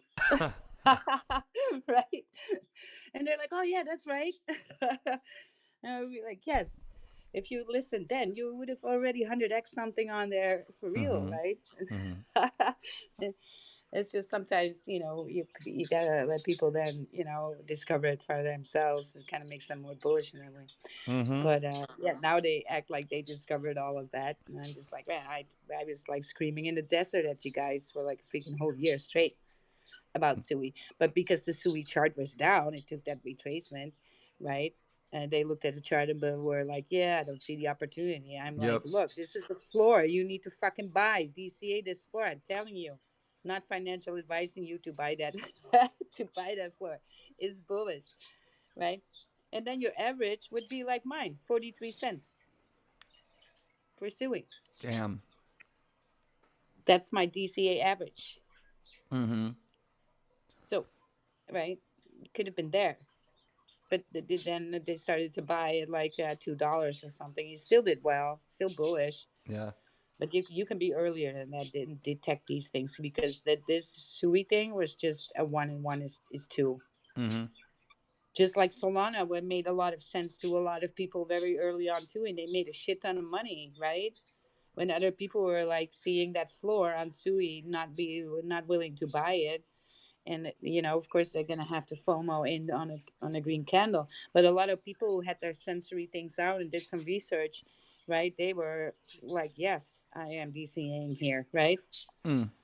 Because this is a new fast layer, uh, one of the fastest layer blockchain out there. That was Solana at the time, right? How can this not be bullish? Look at all the venture capital. Look at all of this. Look at all that. And that's how you build conviction. So you actually are bullish enough to buy that floor and be like, hell yeah, I'm DCAing and feel good about it, even though your bags are down, right? Mm. And a lot of people wrote that up like crazy numbers back then. So I took notes, right? I took notes what I need to look for in these new blockchains, new layer ones that are coming out, these new alts, and you know um, do the research. And if you can get on a test net, wow, you're so early, right? Mm-hmm. More risk, but also very early potential there then too. And it is going to be the fastest one for EVM compatibility.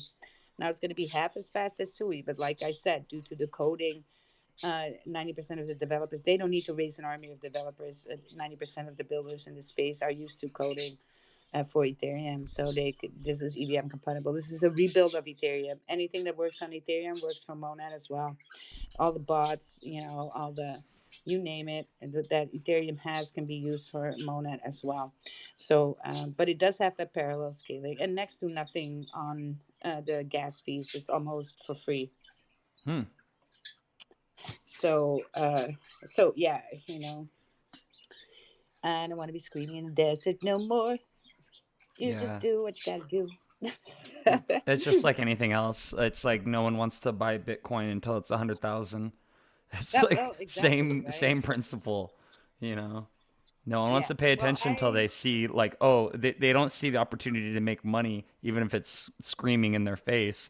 For absolutely. whatever reason, it just looks bearish, and unless the thing Yeah. is already has a proven track record that in this moment that you're looking at it, that it's firing. That's the only. If it's up 20% in the last 5 minutes, everyone's like, oh, bullish, bullish, and it's like, Well, if you buy now, you're blasting the top. Like what? How? Even if you know to buy low, sell high, that doesn't translate when a person is like in the moment. In most cases, I'm No, not it saying all the doesn't. time. Of course, anyone that's listening is like, yeah, this is a no brainer. But I've made this mistake so many times too, just because my emotions take over. I become blind to the logical part of my brain that says, no, you don't buy at the top. Like it's not going to continue going up forever. That part of the brain just shuts off because I get so excited with, ooh, it's bullish, it's going to continue Yeah, running yeah. for a little bit, and I can Your ride this your wave up. inner you're channeling your inner greedy bitch, Yeah, right? And yeah. you'll be sitting there like bye bye bye. Mm-hmm. Ain't that the Literally, truth? right? Yeah, yeah, yeah. That's well, that happens to me too. I just recognize it and then think, no, no, no. Time is my friend always. Time, you Yeah. guys, is your friend. Don't think you never. You time is absolutely your friend. It never works against you. Just try have that belief that time is your friend always. Time makes things unfold. It is in crypto this way, but real life too, right? You meet a person you're not sure who they are. Give it time. Give it time because everything unfolds over time. Don't be rushing. That whole rushing is just a trauma response from your end. If you feel like you're hooked to drama, if you're triggered by that, you find that attractive. If you find dramatic people who throw fits or who are adults but behaving like children, right? If you're drawn to that, right, it must be something because of what you've normalized for yourself, Mm-hmm. and you are kind of replaying out that trauma. Um, Now I'm saying trauma as that, it could be a big thing for you, right? You could Mm-hmm. have been grown up under parents or one of the parents was very much like that, right? And so now you are trying to look for that dynamic in other people as well because it makes you feel comfortable, but it's not healthy. See? So that could have very well been the case, but when I say trauma, it's very broad, right? So what's trauma for another might not be for. So it can be one event in your life that made it this way, or structural abuse, right? Or neglect that has very much a trigger like that too. So in that we have these when I say like, okay, well, we kind of identify it a lot easier in relationships because people tend to see like, oh, yeah, I'm choosing kind of, I get the same people, different face, right? Mm-hmm. Yes, because you're selecting based on something.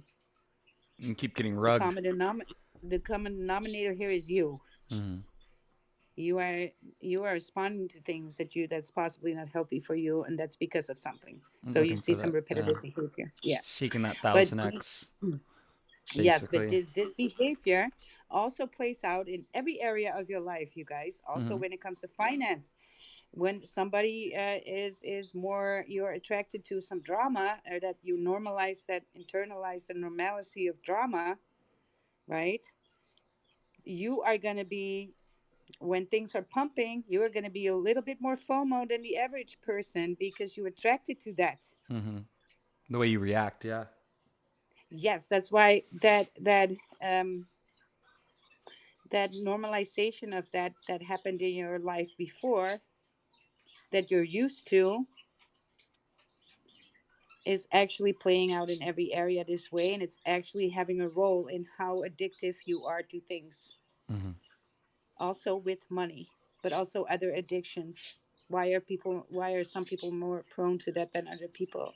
Well, it has to do with that. We do we choose what's comfortable, not necessarily what's good for us and healthy to become a better person and to lift your life up in every area. Yeah. And it's not to keep you in the same place. It's not to hurt you. It's there to keep you comfortable.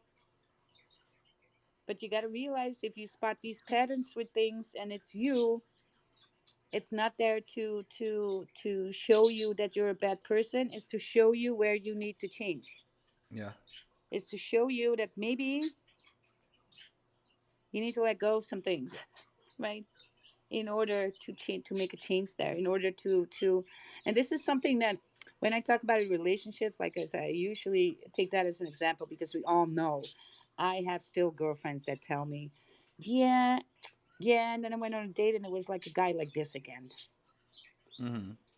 And I was like, is it the guys or is it you? Because I had a guy that I trained, and I was like, oh my God, he would be so great for, I need to hook it up with one of my girlfriends because they would fit so good together. And then I was kind of telling her about him, and she was kind of like, yeah, yeah. And Didn't they want to saw hear each it. other for the first. No, she said he was boring, Yeah. and I was like, girlfriend, you need somebody like this. You don't realize that you're fucking high flying all the time, and you're picking out guys that are high flying with you, and it all comes crashing down, and you're It's going to be yeah. complaining again how this didn't pull through. Right. But she's not attractive. She finds that stable guys who have a stable job who make sense. She doesn't find it attractive. She sees that as Oh. boring instead of seeing like, oh my God, that's a And guy who has a sense of responsibility, right? yeah. Everything that would make a good father, a good family man, or whatever, right? That you need to somebody that I can build with, right? And she finds that boring because she's picking people that she can't build with for or she needs to do it alone and give them Mm-hmm. everything. Yeah. She's attracted to that. She has a radar on for that and finds anything else than that super boring. Yeah, but he's super boring. And I was like, is it boring or is he just a sensible person? Right. These other not jobs that you pick out, I don't know. It's kind of you. It's not and then and everybody does. We don't like to be wrong, so of course we're gonna blame these people, right? Yeah, it's always these guys. They always cheat. Well, you're picking out a cheater. This the writing's on the wall usually with those things. Come on Mm-hmm. now, we know, but you choose to be blind for that. You're even making excuses. Yeah. Yes, these guys are always ghosting me.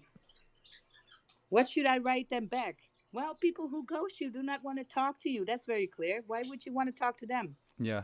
They just disqualified themselves. Why would you ever want to be in a conversation with somebody who did that?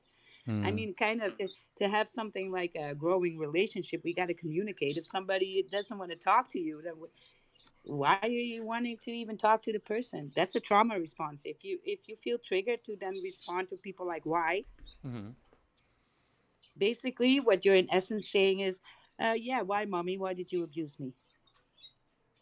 Because that's what you're looking for. Mm. While the reality of things is this person doesn't like you because we all know when we fall in love with somebody or we feel some vibes, you would take the car, drive for 4 hours just to spend an hour with them, be in their presence. Mm-hmm. No, Mm-hmm. tell me Yeah. otherwise. Tell me otherwise. No, You can absolutely. be on the right. You cannot sleep all weekend Mm-hmm. and be fine on Monday working. You'll be laughing, la, la, la, have all the energy in the world. Yeah. It's not hard, right? These things, falling in love when the hormones are going, it's not that hard. If people make it hard for you, that's not. They're doing something, playing games, right? Mm-hmm. But if you are falling for that hard, it's got to be hard. It's like, no, these things are easy, man. If it's hard, there's something else going on, and you're triggered by that something that's not healthy. Uh, Because these things kind of quite go naturally. When people fall in love, like I said, you're willing to drive 4 hours. You don't care. You spent your last money mm-hmm. to keep your phone going. Yeah. That's how it Yeah, is.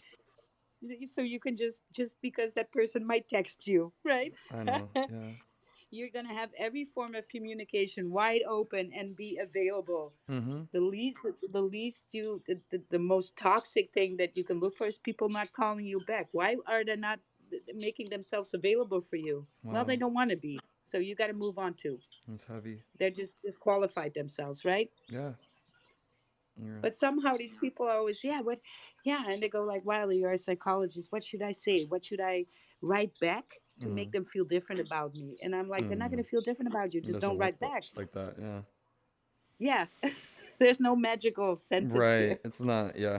There's no combination of words that's gonna alter the way somebody's programmed. I mean that's actually kind of a hyperbolic to say, Yes. but there's nothing that you can say that's gonna, reprogram the way that they perceive you No, or their not. conception of you The and the best way that thing they is react to to you. yeah, let that go, move on. Yeah. This is not a person you even want to be with, right? because not making themselves available to you. Why would you want to make that happen then with that person? That's a trauma response if you Because want to make it happen. we want what we can't have by like human nature, and so that's why won't this person talk to me? Like is it something about me? Am I not good enough? Is there somebody else that they prefer more? Then the jealousy comes in, and Yes. then Okay. there's So so all these toxic human like now ways you're of saying thinking. like a magical word. Now you're saying a magical word because it makes it seem like it's reflecting on you. That person is showing you who he or she is. It's Mm-hmm. nothing to do with you. Mm-hmm. But you are so very narcissistic to think that this is about you somehow Yeah. and about your value. Right. Who the fuck are you to think Exactly. Yeah. that? You take, if people are not important to you, how Mm-hmm. much headspace do you give them? None. Right. None. Mm-hmm. And that goes for the other person too. You're not in their headspace. Clearly. Stop Yeah. trying to pretend that you need to be there. Well, That's so narcissistic and selfish of you. and how much misery do you want to create for yourself too? You know what I mean? In Exactly. terms of focusing on these things and like investing your energy into what? Into this pitfall, into this chart that's like So just never gonna go up, you know? so I do have a lot of compassion for people who lack self-confidence and self-esteem in this way. These two things are basically are not the same, but I'm mentioning them both. Right. I do. But you're also thinking about your own securities and or insecurities a little bit too much. You're putting it a little bit on a stage there. Yeah. You cannot expect other people to raise you up like that. That's something that is needed on your own. If you are expecting other people to do that, you are living out this codependency thing. Mm-hmm. You are now clearly being codependent on somebody else to fill that in for you. And the opposite of that codependency is going to be a psycho narcissist person who only thinks about himself. Mm. Yes. And you want to have confirmed from somebody like that to tell you who you are or how much value you have. And every time you do that, you put the locus of control in somebody else's hands, Mm-hmm. you always lose. Because, like I said, for every person here on earth, and you can argue with me till the moon and back that this is not the case, but it is. We all see it through it's all for us. We are inherently narcissistic this way. Even if you are in love, it's like, oh, is he thinking about me right now? I wonder if he's thinking about me right now. Or is she thinking about me right now? Mm-hmm. Oh, I wonder what she was thinking when I said that. Or look, see how I'm thinking? It's Yeah. all in The world relation to revolves me. around you, yeah. Yes, exactly, right? Even Which if you is love other so people, yeah. it's all how much it can be for you. How are they thinking about you? Yeah. You. Right? So for every person, it's like this. So everybody is responsible. A locus of control is always with you, not with other people. I would even go as far as when you close your eyes, the world doesn't exist because you don't see it. Try see try you do you understand what I'm saying? Mm-hmm. When you close your eyes, your perspective of the world is gone. It's dark. Mm-hmm. So the world, your world, does revolve around you. This is in Right. essence true. Right, right. Why are you then putting the locus of control outside of you? Because when you put it back with yourself, that's when you actually start to create things. Mm. Because now you control yourself. Yeah. Now you can control your time. You can control your thoughts. And you stabilize that, you optimize it a little bit. And then you're going to raise the bar every each time. Because as when we are creating, we are in our most powerful mode, and we know this because we lose sense of time and even the place. Even basic necessities like food and thirst are going to leave, for at least for a while. And we all know this when that happens, right? Mm-hmm. When you're doing something that you love doing, what happens? Yeah, you tune out. You don't. Yeah.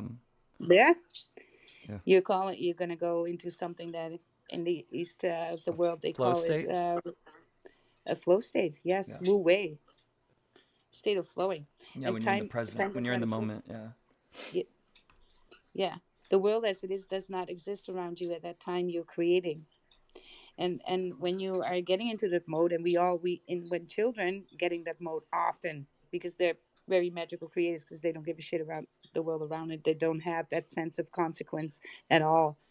They don't have a sense of time at all. That's a construct that comes into our brain later, right? But Mm-hmm. that's not there. So you remember when you were playing when you were little, and then suddenly you look up and it was dark around you. Mm-hmm. The sun went down and you Mm-hmm. didn't even notice it. You were playing so hard, Mm-hmm. but you only noticed it because you couldn't see what you were playing with or making or creating, Mm-hmm. right? Yeah. And then somebody else needed to call you for food, Right. and then when somebody mentioned the food, that's when your stomach started growling, but not before. Mm-hmm. Kind of forgot about that too, Mm-hmm. right? And when we're adults, like a lot of artists get into that mode, and they get depressed when they are not, Yeah. right? When they Yeah. feel inspired, whenever they just they keep painting for 48 hours straight, and they have all the energy to do it because they see it and they're creating. So when you are in creation mode, that's when you're actually more powerful, most powerful, and you should be in that creation mode by a lot, right? Mm-hmm. Because that is that locus of control. It's with you. You are a powerful creator, and when we create, we feel good. That's true. When we don't create, there's no output of energy, and it's going to backfire. It's going to make us overthink, Mm-hmm. and we can talk ourselves into a freaking depression that way too. Yeah. I hear that. So procrastination is a trauma response. We are not naturally prone to procrastinate at all, Mm. but it's all got to do with that locus of control. If that's outside of if you are waiting for other people to bring stuff to you, to Mm. add to you, then you're going to procrastinate because you do not have the power, the belief that you have the power to get these things for yourself, Mm. to do these things, to feel about yourself. And that's all in the outside needs to do that for you, and that is part of sometimes how you abuse has a lot to do with that, right, with these things. So I still want to do a space and the crypt. I promise to do in a crypto moonlight where I'm gonna really point out how former abuse, and I'm broad sense of abuse, you guys, right? So it can be a very neglectful situation in your childhood, but it could also just be sometimes it's just somebody, a teacher or something said something in a moment, and you got onto that, and you started to believe that belief, right? And Mm. what it reflected to you. Yeah. It could be something small like that, but it could be bigger. It's different for everybody. But we Mm. all have some behaviors related to money that are very typical, coming from trauma. Very typical of how you handle money is very telling on these things. So we can lay some behavior bare then, Mm. and then when we do, we can fix it, right? It's like, oh my god, I am doing it because of this. I feel that, right? So um, yeah, still got to do it in a space so we could do it. Right on. We're not gonna do I that right do. now. I do have to wrap it up though, because Me too. yes, it's late. Yeah, it's late here too. Late. Well, it's late for you, but it's yeah. So, Yeah, yeah. but I did bump another 0.02%. I'm at wallet in the top 0.67%. So I'm climbing.